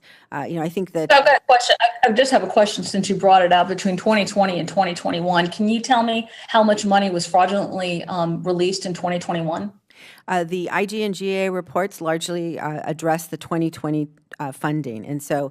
So do we know how much money was fraudulently released in 2021? The IG is still, monitoring and assessing. I mean, your statement that all these things happened in 2020 and then you had controls in 2021. How do you know how to compare it if we don't have the 2021 numbers yet? What I have is that the IG and GAO have been pleased by the controls that we've been implemented and agree that that will go a long way towards addressing fraud and control. So the idea is that when we get those numbers, that they're going to be considerably, substantially lower than in 2020. That's the expectation from the watchdogs as well as the agency based on what we are seeing. And keep in mind that. Do you know when we can expect those numbers to come out? No, I do not have any assessment on that. So we continue to work with the IG very closely, and as I know he does with you as well, to make sure that you receive that information in a timely manner. But with and I know we've only got 45 seconds left. Since you're talking about fraud, I also wanted to mention that there's over $100 billion of fraud estimated in various small business relief programs. $100 billion going overseas. To put it plainly, our federal government dollars literally took billions of taxpayer dollars and handed it over to fraudsters who put in minimal effort to obtain those funds. And as you know, this fraud limited the amount of access that well-deserving businesses had to relief. And this is all unacceptable, but Administrator, how does the SBA relief fraud, how do you estimate that will end to sending money outside of the U.S.? I mean, it seems like we already had, a quarter of the money going out illegally for the EIDL program, and now we're sending hundreds, billions of dollars overseas fraudulently. Tell me how the SBA is going to be handling that in the future. We have implemented robust fraud controls as well as mitigation, and recently I announced a fraud risk management board to replace the fraud risk management council to ensure that across the whole of agency, across all of our key program offices, we're putting in fraud at the design of programs, as well as ensuring that the controls are strong across the agency. So we feel with these added measures, we can have strong controls for all the funding to be controlled. Well, I look forward to getting those numbers for 2021 then. Thank you very much. I yield back. Time has expired. And now we recognize the gentle lady from Kansas, Ms. Davids, Chairwoman, Subcommittee on Economic Growth, Tax, and Capital Access. Thank you, Chairwoman. And thank you, Administrator Guzman, for joining us here today to talk about our fiscal year 23 SBA budget proposal. The SBA is requesting $4 million for the manufacturing hub proposal, which is a new initiative to address supply chain deficiencies that have been both exacerbated and made more visible during the COVID-19 pandemic. And I'm really interested to hear more about this effort as expanding and strengthening our small business manufacturing bases. It's going to be incredibly important as part of our diversification of and building up of our supply chains. It's something I've been particularly focused on, and I'm actually very fortunate to have been named a conferee alongside Chairwoman Velasquez as we look at the supply chain and manufacturing legislation that we're hoping is going to actually address some of this stuff. I'm curious if you could elaborate a bit on the scope of the manufacturing hub proposal and how that will work, or the intention behind it, and then what the proposal will involve in terms of the resources being requested. Thank you, Congresswoman. And this is SBA's effort and contribution in trying to expand the productive capacity in the United States. And, we know that 75% of manufacturers are 20 and under employees, still same, over 90% small overall. And so we want to make sure that we support them and give them access to especially government contracting. We are focused this initiative within the government contracting business development space because we want to make sure that the government is buying from Made in America. And so we are hoping to expand our outreach, our training, as well as technical assistance to more manufacturers to engage in government contracting. But in addition, beyond that, we want to make sure that we're deploying resources to help more businesses interested in manufacturing in the United States. Just recently I met with the small business owner who was, specifically wanting help in trying to manufacture her products here in the United States, as she's having to deal with supply chain global issues in her business currently. And so these are the types of businesses that we want to support by giving them the technical assistance around manufacturing in the United States.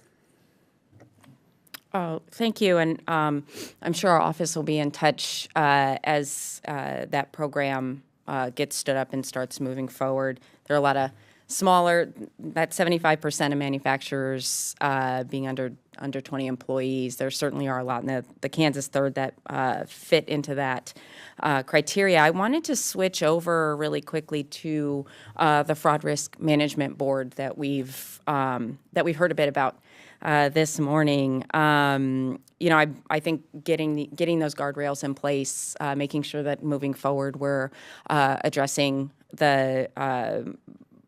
and preventing fraud. Can you talk a little bit about what kind of structures are being implemented through the board, and then kind of what they're replacing?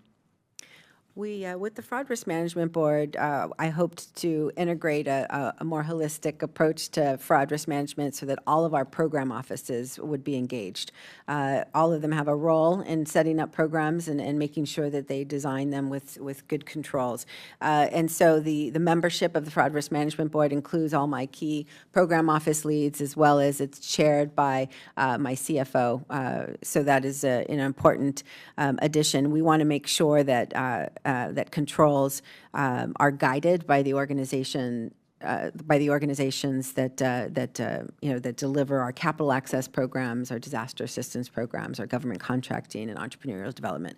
But in addition to that, as well as building a more collaborative effort across the agency, I wanted to make sure that the framework complied with the GAO standard, and this new Fraud Risk Management Board does that and ensures that that we satisfy that requirement of the GAO.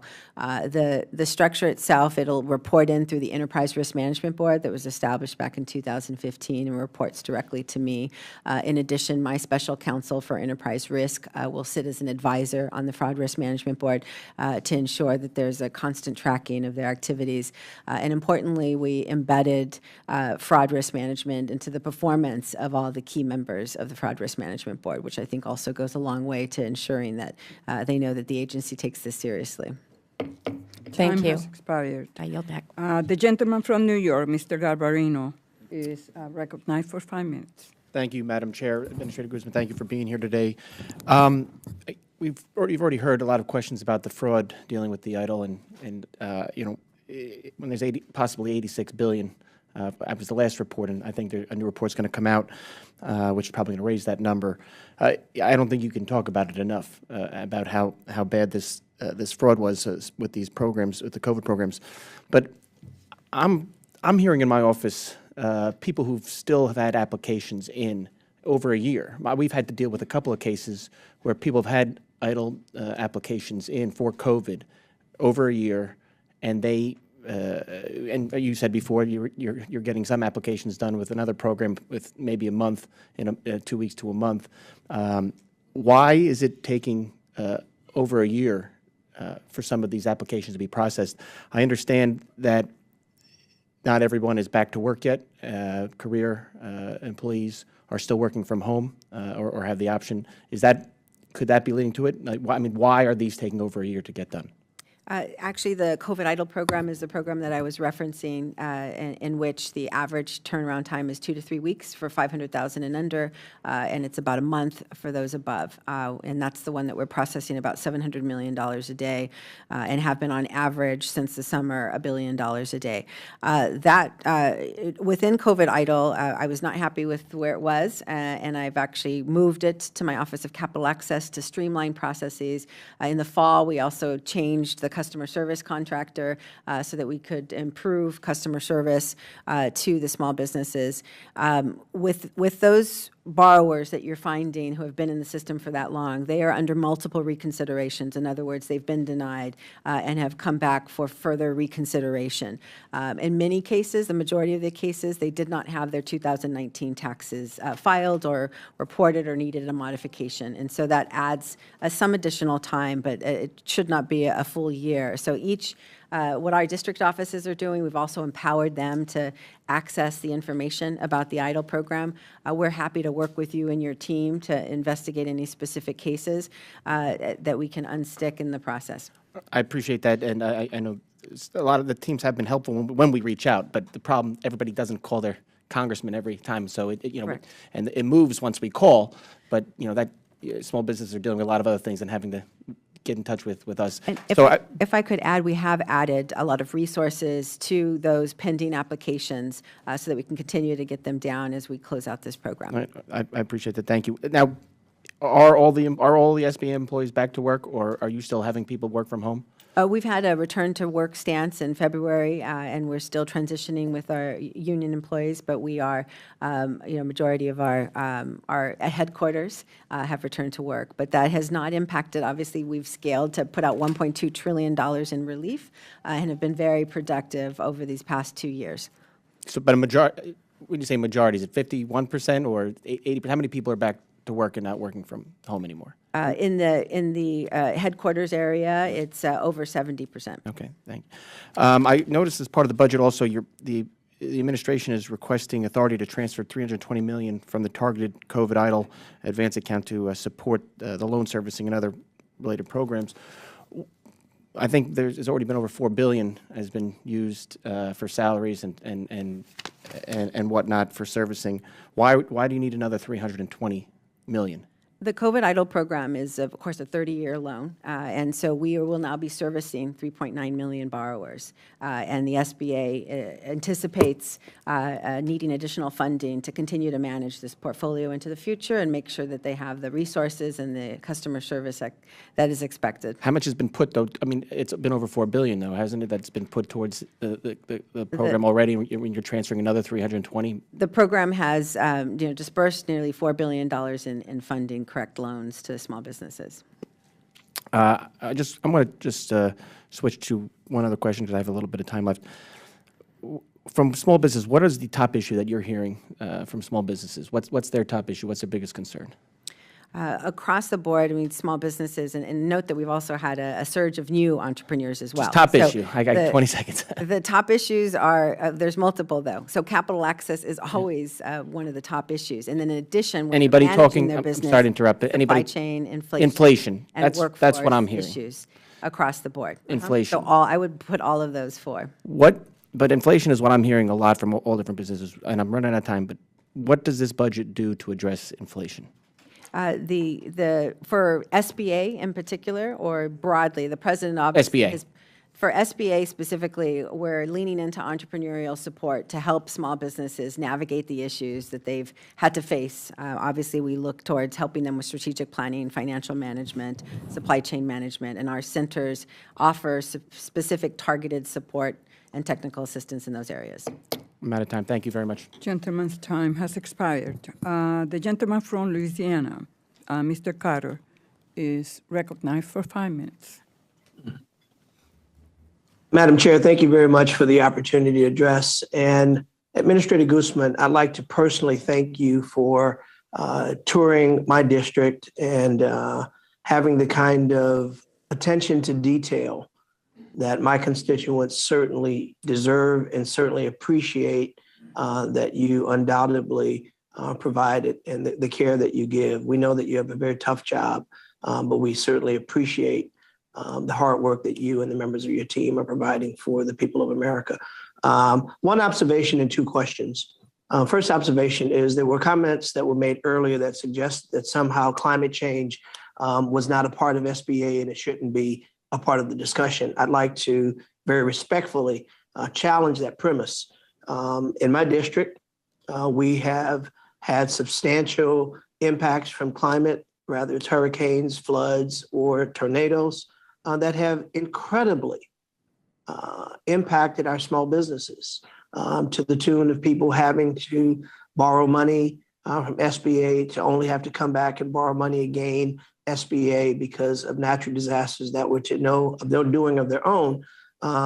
So climate change is very much a part of the role that SBA plays in helping businesses, particularly small businesses, stand back up after these horrific natural disasters.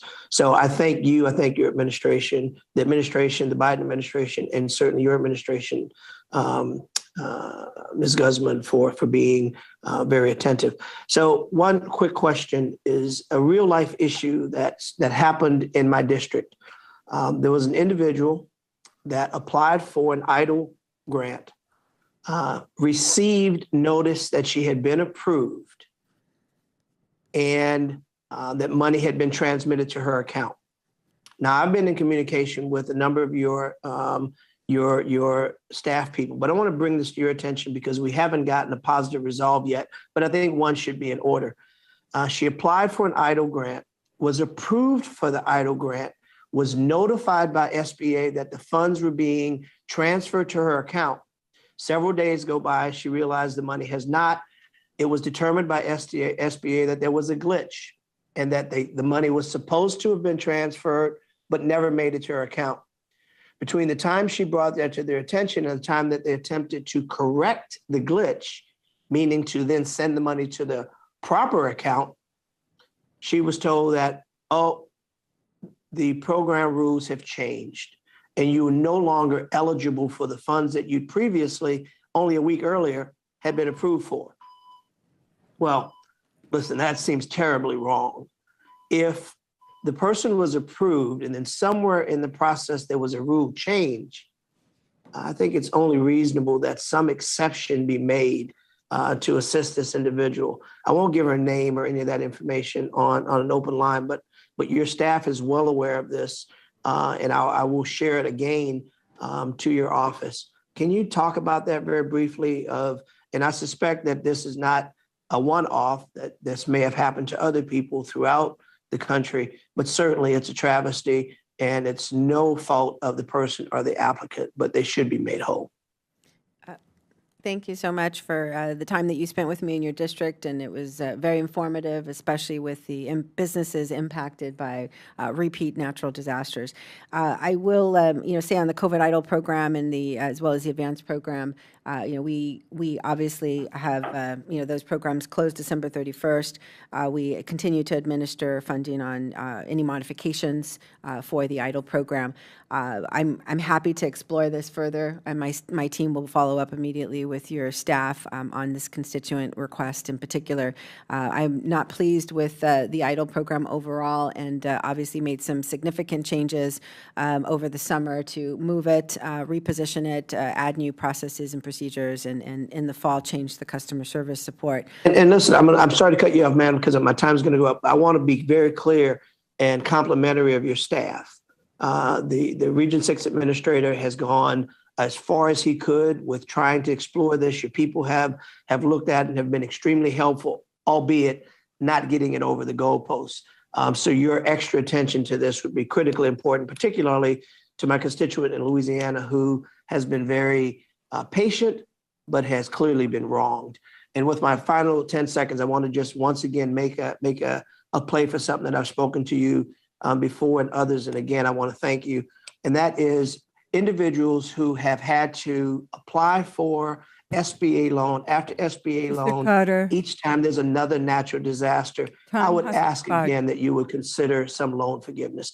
And I thank you. I apologize for overrunning. Could she at least answer that, ma'am? Speak to Time that. has expired, so you could send, if you could answer in 5 seconds. We don't have forgiveness authority on the disaster programs, so we will continue to follow up with your office on any specific requests. Thank you. And now we recognize the gentleman from Florida, Mr. Donalds, for 5 minutes. Madam Administrator, it's good to have you back. Thank you for being here. I will say, in all honesty, Administrator Guzman, I do appreciate you coming. We are still waiting for Secretary Yelling to materialize in the halls of Congress. Not quite sure where she is. I see her on CNBC. I see her on TV randomly. She somehow finds her way to the Senate, but she's not appeared in this committee, which she actually has a responsibility to do. But I do appreciate you taking this responsibility, being here, answering questions from the committee. I want to start here. Obviously, the president's entire budget has come out. Yes, we're focused on the small business budget, but the small business portion of the president's budget does impact the president's entire budget obviously impacts businesses, large and small Americans, whether they're rich, whether they're middle income, whether they're poor. Under the president's tax proposals, he's calling for rises in the top marginal tax rate back to, I believe, 39.6. He's calling for tax rate increases from 21 to 28% on the corporate income tax side, essentially undoing the Tax Cut and Jobs Act. Is it the opinion of the Small Business Administration that these tax increases are going to be to the betterment of small businesses in the United States? Thank you so much for your comments and question. I will say that we know from Treasury's analysis that 97% of small businesses would not be affected by any tax increases, and the president has been committed to ensuring that nobody under $400,000 would be impacted. And so, we continue to try to support our small businesses with all their bottom line impacts at the SBA and providing the technical assistance and capital access and market access to help them thrive in any economy. Well, I mean, I'm glad you mentioned Treasury, because once again, I will say, where is Secretary Yellen? Because this actually falls right into her wheelhouse. It would be great to have this dialogue with her, somebody with an economic mind. We can have that jujitsu, if you will. But what I would ask is, obviously, many small businesses, they incorporate many different ways. Some of them are C corporations. Obviously, they would be directly hit by a raise in the corporate income tax rate. A lot of them are S corporations. So they actually, or they're sole proprietorships or they're partnerships, LLCs, and the business income actually falls to their personal income taxes. So, I go back to my time in banking. A lot of small business owners, their business income actually flows to their personal income taxes, which would put them in the window of paying higher taxes because the top marginal rate would increase. The only other thing I would add to that is, even under the president's budget, the $400,000 number is for a couple. But if it's individuals, you're talking more than $215,000. If you're somebody who's single, runs a small business, and you're earning more than $300,000, your taxes are going up. And typically, if you're earning over $300,000, you're probably employing maybe less than 10 people. So we're talking about the smallest of the small businesses who operate as sole proprietorships, maybe partnerships, that are going to be hit by rising taxes. Do you think that's problematic? Well, again, I mean, those 3% of the businesses that would be affected, 4% are C corps, and of course, but those pass-through entities as well. But again, only 3% would be impacted, and my position is to continue to try to support small businesses with the programs that SBA has available, for them, capital access as well as market access and technical assistance. Well, I think it's important to understand that we can quibble on what the percentages are. I think it's obviously more than 3%. I would love for Secretary Yellen to actually dig into this a lot more for us. But let's be also very clear. Some of those businesses in that 3%, I'm going to use your number, they employ the vast majority of people in the United States. I'm going to move on. Obviously, inflation is a big issue dealing with everybody, whether you want to talk about individuals or the fact that the producer price index, the thing that doesn't get talked as nearly as much about, is up around 12% year over year, which is catastrophic for businesses across the United States. Have you and your administration had a conversation with President Biden, Chief of Staff Klain, VP Harris, or the Council on Economic Advisors? Have you had conversations with them about the impact inflation is having on small businesses in the United States and on the ability for businesses to repay the EIDL loans that have been actually executed by SBA? Whenever I engage with those individuals as well as the White House, we continue to share insights on small businesses and the impacts that they're having around inflation and supply chain. And that's why we focus on...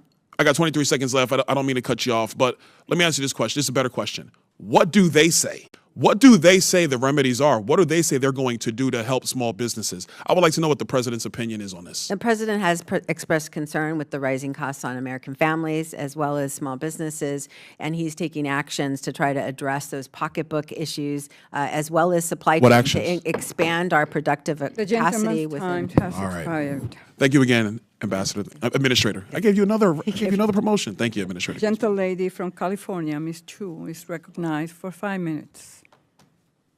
Administrator Guzman, I'd like to make a statement about the 504 program and then ask a question about SBIC and then Community Advantage.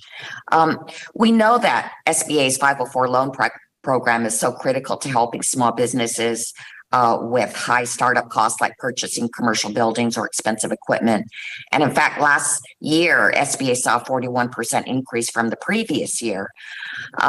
Unfortunately, that same year, the program exceeded its $7.5 billion lending authority in September and was forced to pause lending for the remainder of the year, meaning that eligible small businesses were left without funding. This year, the 504 program is again going to run out of funds by summer. And that's why I strongly support the president's budget for 2023, which includes a $1.5 billion increase in lending authority and SBA's request for flexibility in the authority to raise the 504 program's cap by up to 15%, which is the same flexible authority for SBA's 7A loan program. I think it's so important to make sure that everyone can get the loans that they need and that there isn't a disruption in dispensing them. And then my question about SBIC. I am a big supporter of the Small Business Investment Company. I'm proud that my legislation to allow more capital to be invested in SBIC's, the Investing Main Street Act, passed the House in November last year, and that this committee included these provisions in the reconciliation package that passed the House in December. Certified SBICs are one of the government's lowest risk, highest impact tools to grow the small is not doing enough to reach our most underserved small businesses. In 2021, in fact, only 6.9% of the companies receiving SBIC financing were women, minority, or veteran owned. So could you talk about how the 2023 budget request would diversify the SBIC program so that there would be greater representation? Thank you, Congresswoman, and I agree with your earlier statements on 504. It's an important program that we continue to try to focus. And to an earlier question that was asked as well, we are looking to promulgate rules on the Express 504. We have implemented that already. On the SBIC program, I agree wholeheartedly that we want to make sure that that capital is accessible across the country, whether that's rural communities, diverse communities, as well as veterans. We want to see capital spread equally across across the nation. The SBIC program we are looking at from an outreach perspective, as well as the actual rules and regulations and the SBICs themselves to diversify and ensure that they are diversifying across not only the types of borrowers that they're supporting across the country, but as well in the types of funding. We want to make sure that at all stages of a business's development that they're able to access capital. And so we've been working closely with the industry to make sure that we can support an expansion of the servicing and offerings of the SBICs across the country. If I may, I also wanted to ask about Community Advantage, which has been very powerful in reaching significantly more female and minority small businesses than traditional lending programs. So I introduced legislation to make this program one of SBA's core lending program, which the House passed last year. Earlier this month, SBA noticed that it will be extending the pilot for another 2 years, opening up the program to new lenders and making some reforms to the program. However, there is currently still no official notice or new Community Advantage participant guidance reflecting these changes. So can you tell us when Community Advantage lenders should expect to see revised participant guide and what the content would be? That's in process. Of course, we put the Federal Register notice about less than 30 days ago, and we will be putting out those rules so that we can expand the program as soon as possible. Do you know when that will be? In the coming weeks. It'll be. We're working on that and prioritizing that now. And how about the? There was also an evaluation on whether the program should remain permanent, and I thought that the program had proven itself. I know that there was a statutory proposal to make it permanent. We've extended it within the authority of the pilot. Thank you. The gentle lady's time has expired. Now we recognize the gentle lady from New York, Ms. Tenney. Thank you, Madam Chairwoman and Ranking Member Lukemeyer. We are grateful, Administrator. Thank you for being here in person.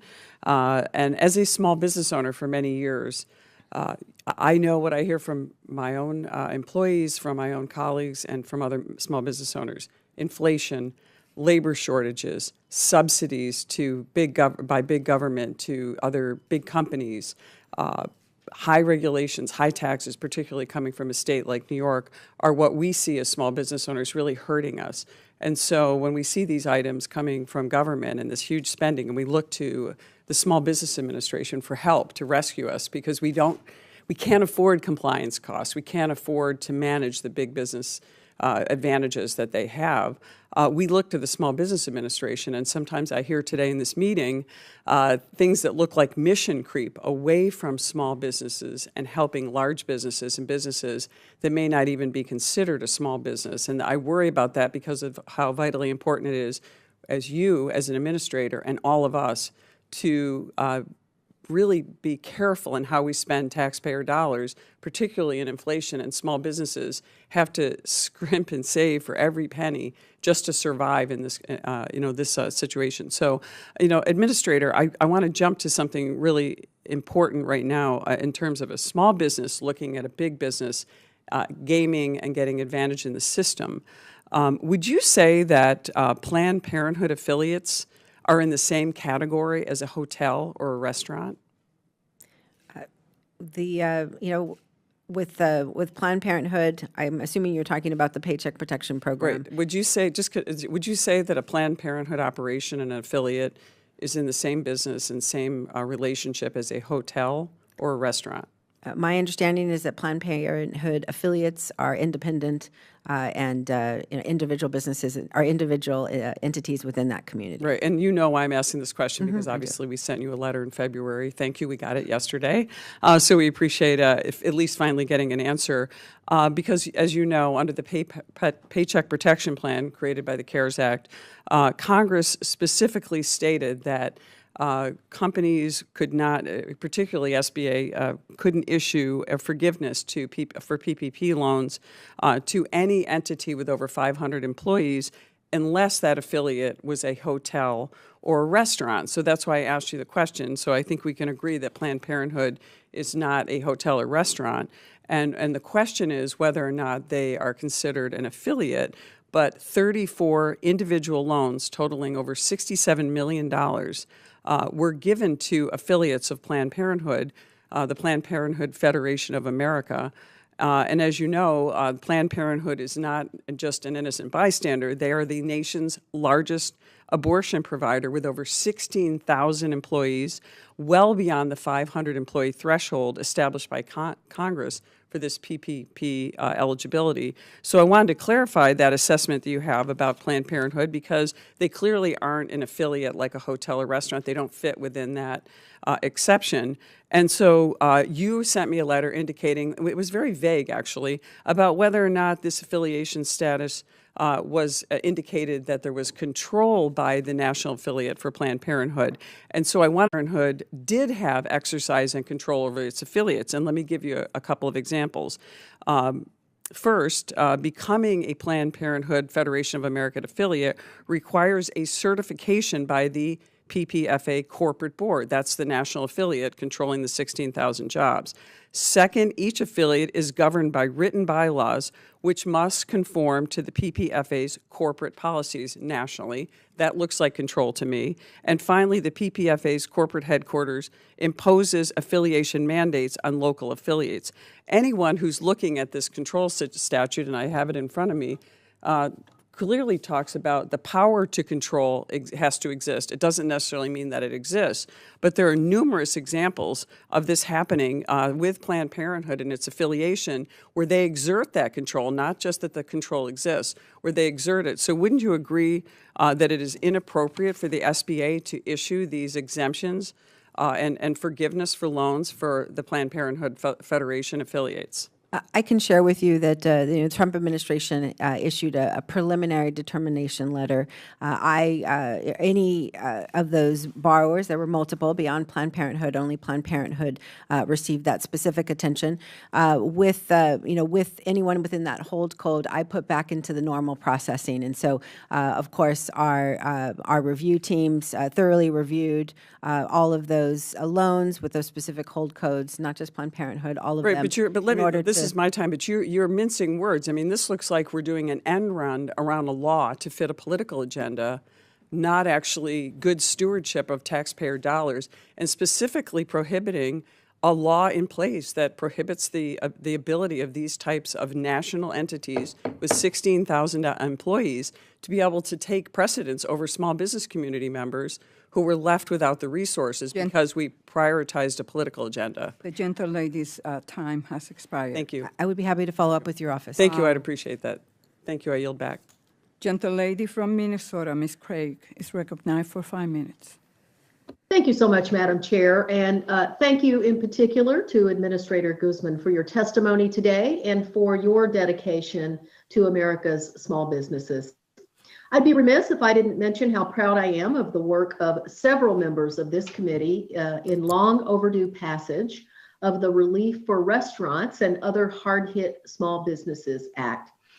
I hope to see the Senate act in short order on this necessary bill.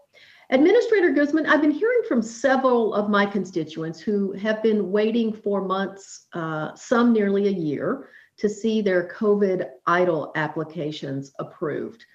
These are everyday small business owners like Donald Wineland of DRW Inc., an Air Force veteran from Prior Lake, and John Huseth of Clayview Dairy from Denison. In total, my constituents are waiting on nearly $2.2 million worth of decisions from the SBA. Can you give us a little bit of an update as to when COVID EIDL funds may run out and how many applications remain under review? These are vital dollars to my constituents, their businesses, and the communities that they serve. Thank you so much for that question. We have on COVID EIDL, obviously it's a program that our attention is on as we round out this funding. There still is funding remaining that we're using for loan modification requests as well as any reconsiderations. It sounds like the constituents are in the fold of reconsideration. We have just a few thousand that remain in that bucket of reconsideration that we're working through urgently every day just to make sure that funding gets into the hands of the businesses that are eligible for this funding. And we're happy to follow up with your office on the specific constituent requests to make sure that we're tracking them. Thank you. I really appreciate that. And again, anything you and your staff can do to help expedite these applications, I would be grateful. As a member of the Oversight Subcommittee, I'd also appreciate if you could provide the committee with an update on SBA's current anti-fraud efforts, especially with respect to PPP and EIDL. All of us here have deserving constituents and businesses in our district in need of these loans. And of course, we all need to know that our taxpayer dollars are not going to bad actors. Yes, I'm happy to do so. From day one, we've implemented strong controls in the Biden-Harris administration to make sure that we could avert fraud. We've been working collaboratively with the IG and the GAO to ensure that their recommendations are implemented and that we continue to track best practices as our response to fraud is iterative. With the framework that we've recently solidified, strengthened by replacing the Fraud Management Council with the Fraud Risk Management Board, we have launched a strong leadership approach to fraud for the years ahead. We're ensuring that our senior leaders within our program office have accountability as well as can share insights as well as implement best practices across the agency. I really value the leadership of my career team that has been working on this issue for the past year and ensuring that we've been implementing the strongest controls as well as leveraging technology to assess our platform and continually report fraud to the IG and collaborate with them to ensure that we can support their recovery. Madam Administrator, I just want to end my comments by saying thank you. I know that the SBA has been asked to step up and perform under enormous pressure during a public health crisis. And, you know, as much as we sit here and we say, let's make sure there's no fraud, absolutely. Let's make sure that our taxpayer dollars are being used appropriately, absolutely. I don't want any of us to not think about every single day just the extraordinary effort your team over the last couple of years has gone to, starting in the previous administration into this administration. We've asked a lot of you in a short amount of time. And I, for one, as I travel my district and I see so many of my small businesses that would otherwise be out of business, still going strong and expanding and creating jobs, I just couldn't be more proud. So I want to say thank you for the work that your team has done, and especially here locally. I want to call out Brian McDonald here from our region, who has just been an extraordinary partner during a very difficult time. And with that, Madam Chair, I yield back. Gentlelady yields back, and now we recognize Ms. Salazar from Florida, Ranking Member, Subcommittee on Contracting and Infrastructure. Thank you.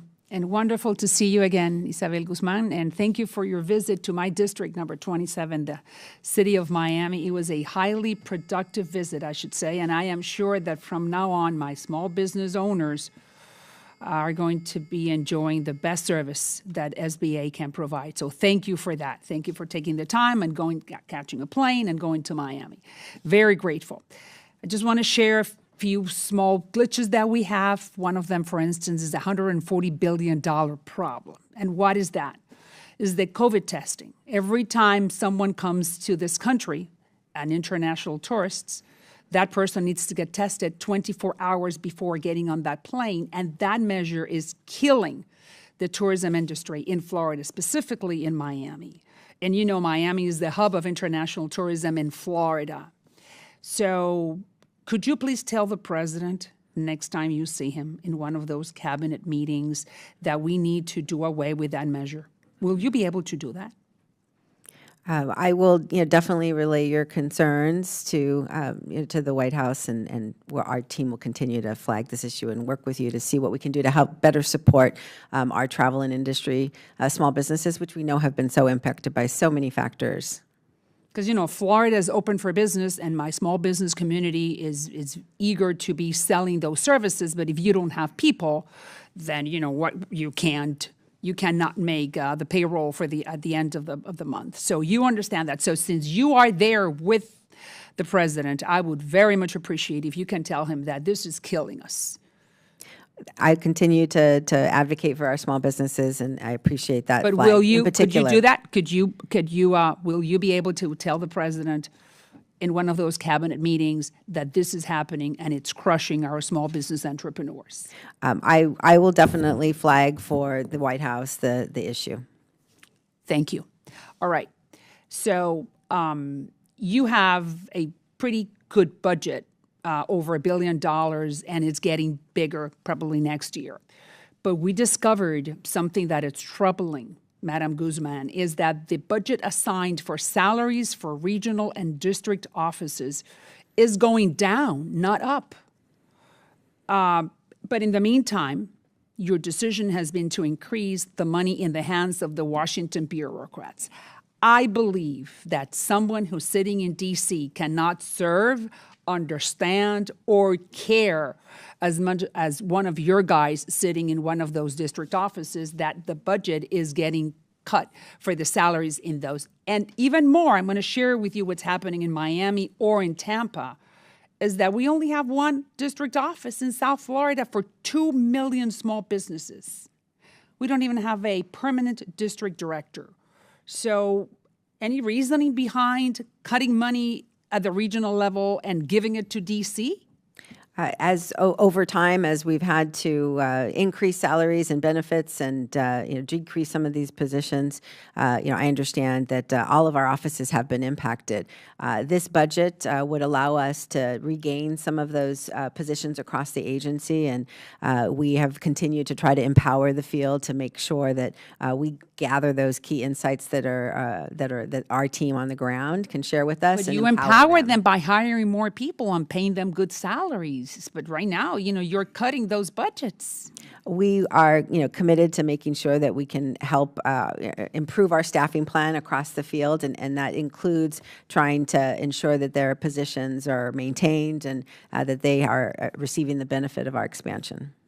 Finally, I have one more minute. I just want to ask you a personal question. You're one of the most prominent Latinas in this administration, so we have the same cultural code. Your parents are Mexicans. You understand the border. You know what's happening down there.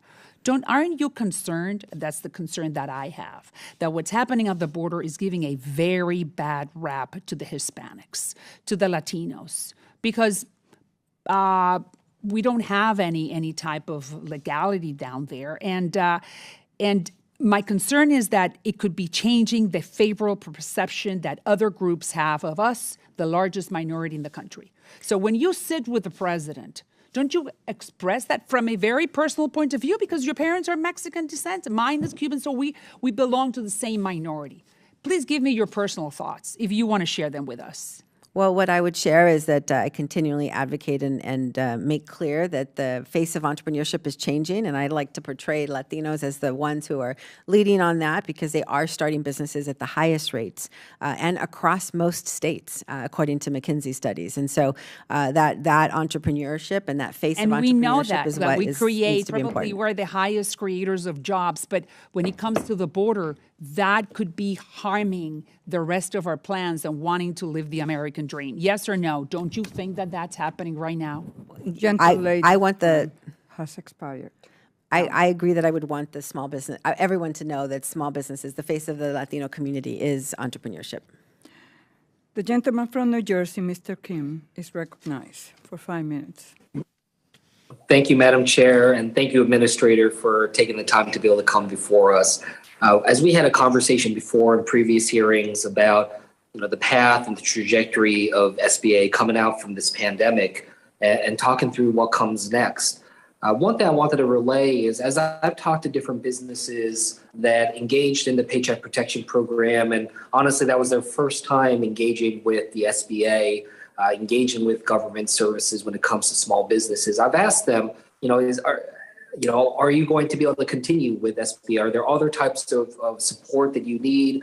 Or have you been able to learn about some of the other offerings? And many of them said that they still don't know too much about what SBA has to offer, about different avenues that they might be able to benefit going forward beyond just the Paycheck Protection Program. So I guess I wanted to ask you, as we're coming out from this pandemic, SBA has been in touch and connected and helped so many more businesses than ever before.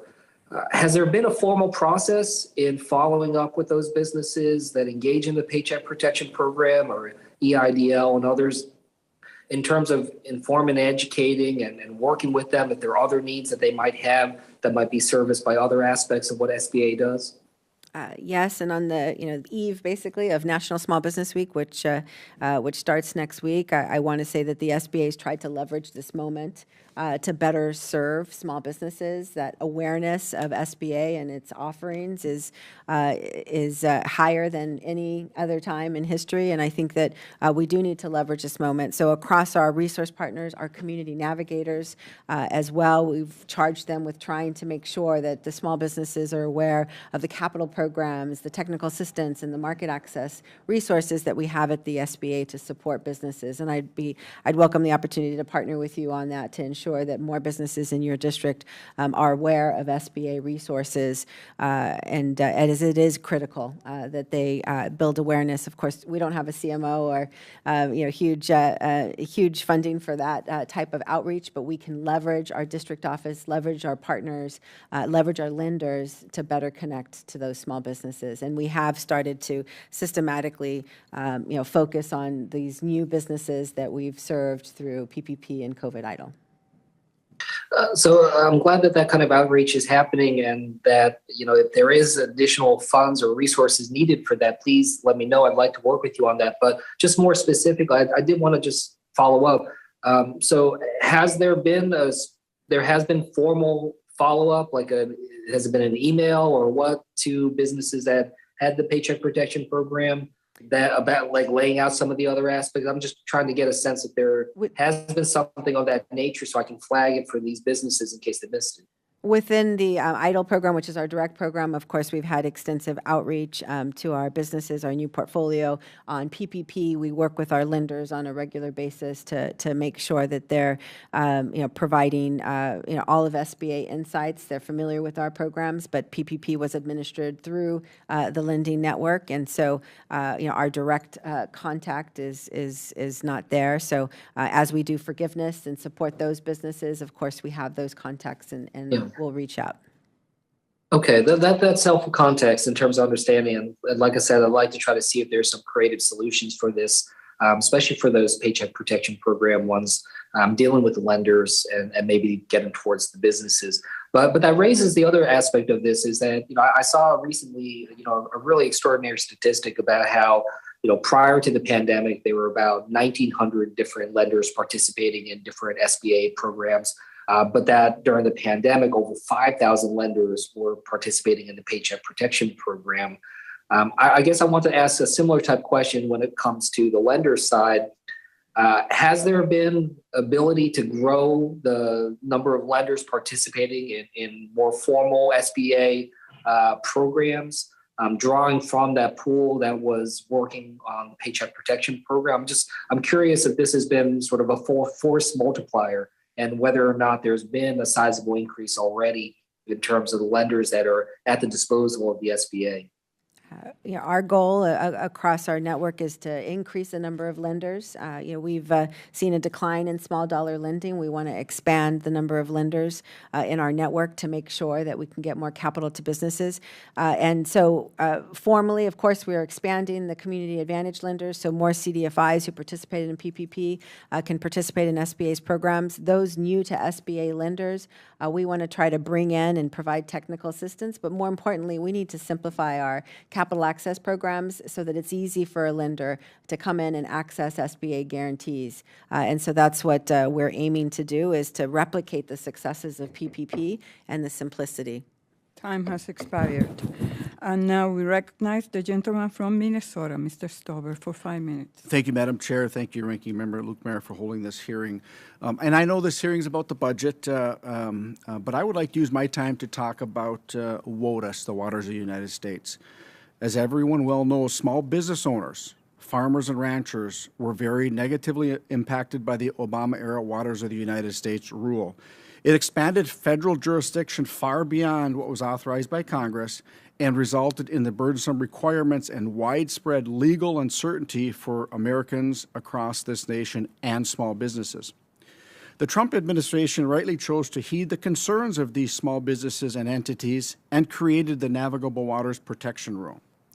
Unfortunately, the EPA is back to interpreting the WOTUS rule and actually announced their intention to revise the WOTUS rule and make it even worse. Administrator Guzman, given that you are supposed to be the leading champion for small business, can you give me specific examples of what you have done to speak with small businesses on this topic? And furthermore, can you give me an example of an instance where you've heard a comment from a small business owner and actually conveyed that concern to another agency like the EPA in this case, as they look to revise the rule? Thank you. We do have our ombudsman office that works regularly with small businesses through regulatory fairness boards across the country, and they have received concerns about this and continue to work with small businesses. Not directly. I have not spoken to any of those businesses directly. So you can't give me an example? I've not spoken directly to a business on this issue, but I know that my ombudsman office has connected with small businesses. In addition, as you know, the Office of Advocacy tracks all regulations. Have you reviewed the Small Business Office of Advocacy's numerous concerns with the EPA's handling of the WOTUS rule? I am familiar with Office of Advocacy's work and have seen some of their statements and have spoken to our acting advocate, Major Clark. And are you aware that they have yet to convene an official small business panel in accordance with the Regulatory Flexibility Act? I am not aware that he has not yet done that, but we connect regularly with the Office of Advocate. I have a regular meeting, and so I'll make sure that I can relay your concerns. And then you will hold, have them hold the official business panel? I will talk to them about that, yes, and follow up with your team as well to find out that timing. I appreciate that. And then can you explain for the committee, as Mr. Clark from the Office of Advocacy did for our subcommittee a few weeks ago, why going through an official SBREFA panel is so important to understanding the significant economic impacts the WOTUS rule will have on small businesses and small entities? I can follow up with you on that and provide more specifics, but I would not be able to comment further on it. Do you believe that a SBREFA panel is important to recognize the small business concerns? I am not familiar. I need to follow up with you on that, and I definitely will. Okay. Will you commit to working with the EPA to ensure the SBREFA panel is held? On this issue specifically, now that you have flagged it for me, and I know it's an issue that advocacy continues to track, and it's a significant one for small businesses, I will definitely follow up as well. Thank you. And then, Madam Chair, I'd like to enter into the record the comments of the Office of Advocacy submitted to the EPA regarding the proposed rule revisions to WOTUS. Without objection, so. Thank you very much. I have a little over a minute yet. Congressman Donald's asked you a question, and he ran out of time. So I'll just ask it again. What has the Biden administration taken to help the middle class and small businesses reference the inflation? The president has taken action on energy costs, as well as trying to focus on pocketbook issues within this budget. Tell me about energy costs. He has made available the $1 million barrels a day to try to control some of the gas costs, which we know are affecting our small businesses. Right. But there's also pocketbook issues, and the budget directly addresses some of those, such as childcare. The Strategic Petroleum Reserve is what you're referring to, right? 180 million barrels? $1 million barrels a day, I believe, through days? June. Correct. The Strategic Petroleum Reserve really should be held for national emergencies, not failed policies. I think you recognize that. So my concern right now is the administration isn't acting quick enough with the inflationary costs going up on small businesses. And I think that we need to. We're really looking for your leadership when you're in the meetings with President Biden and his cabinet to really support small businesses. So I look forward to the hearing, and my time's up, Madam Chair. Thank you. Thank you. Yes.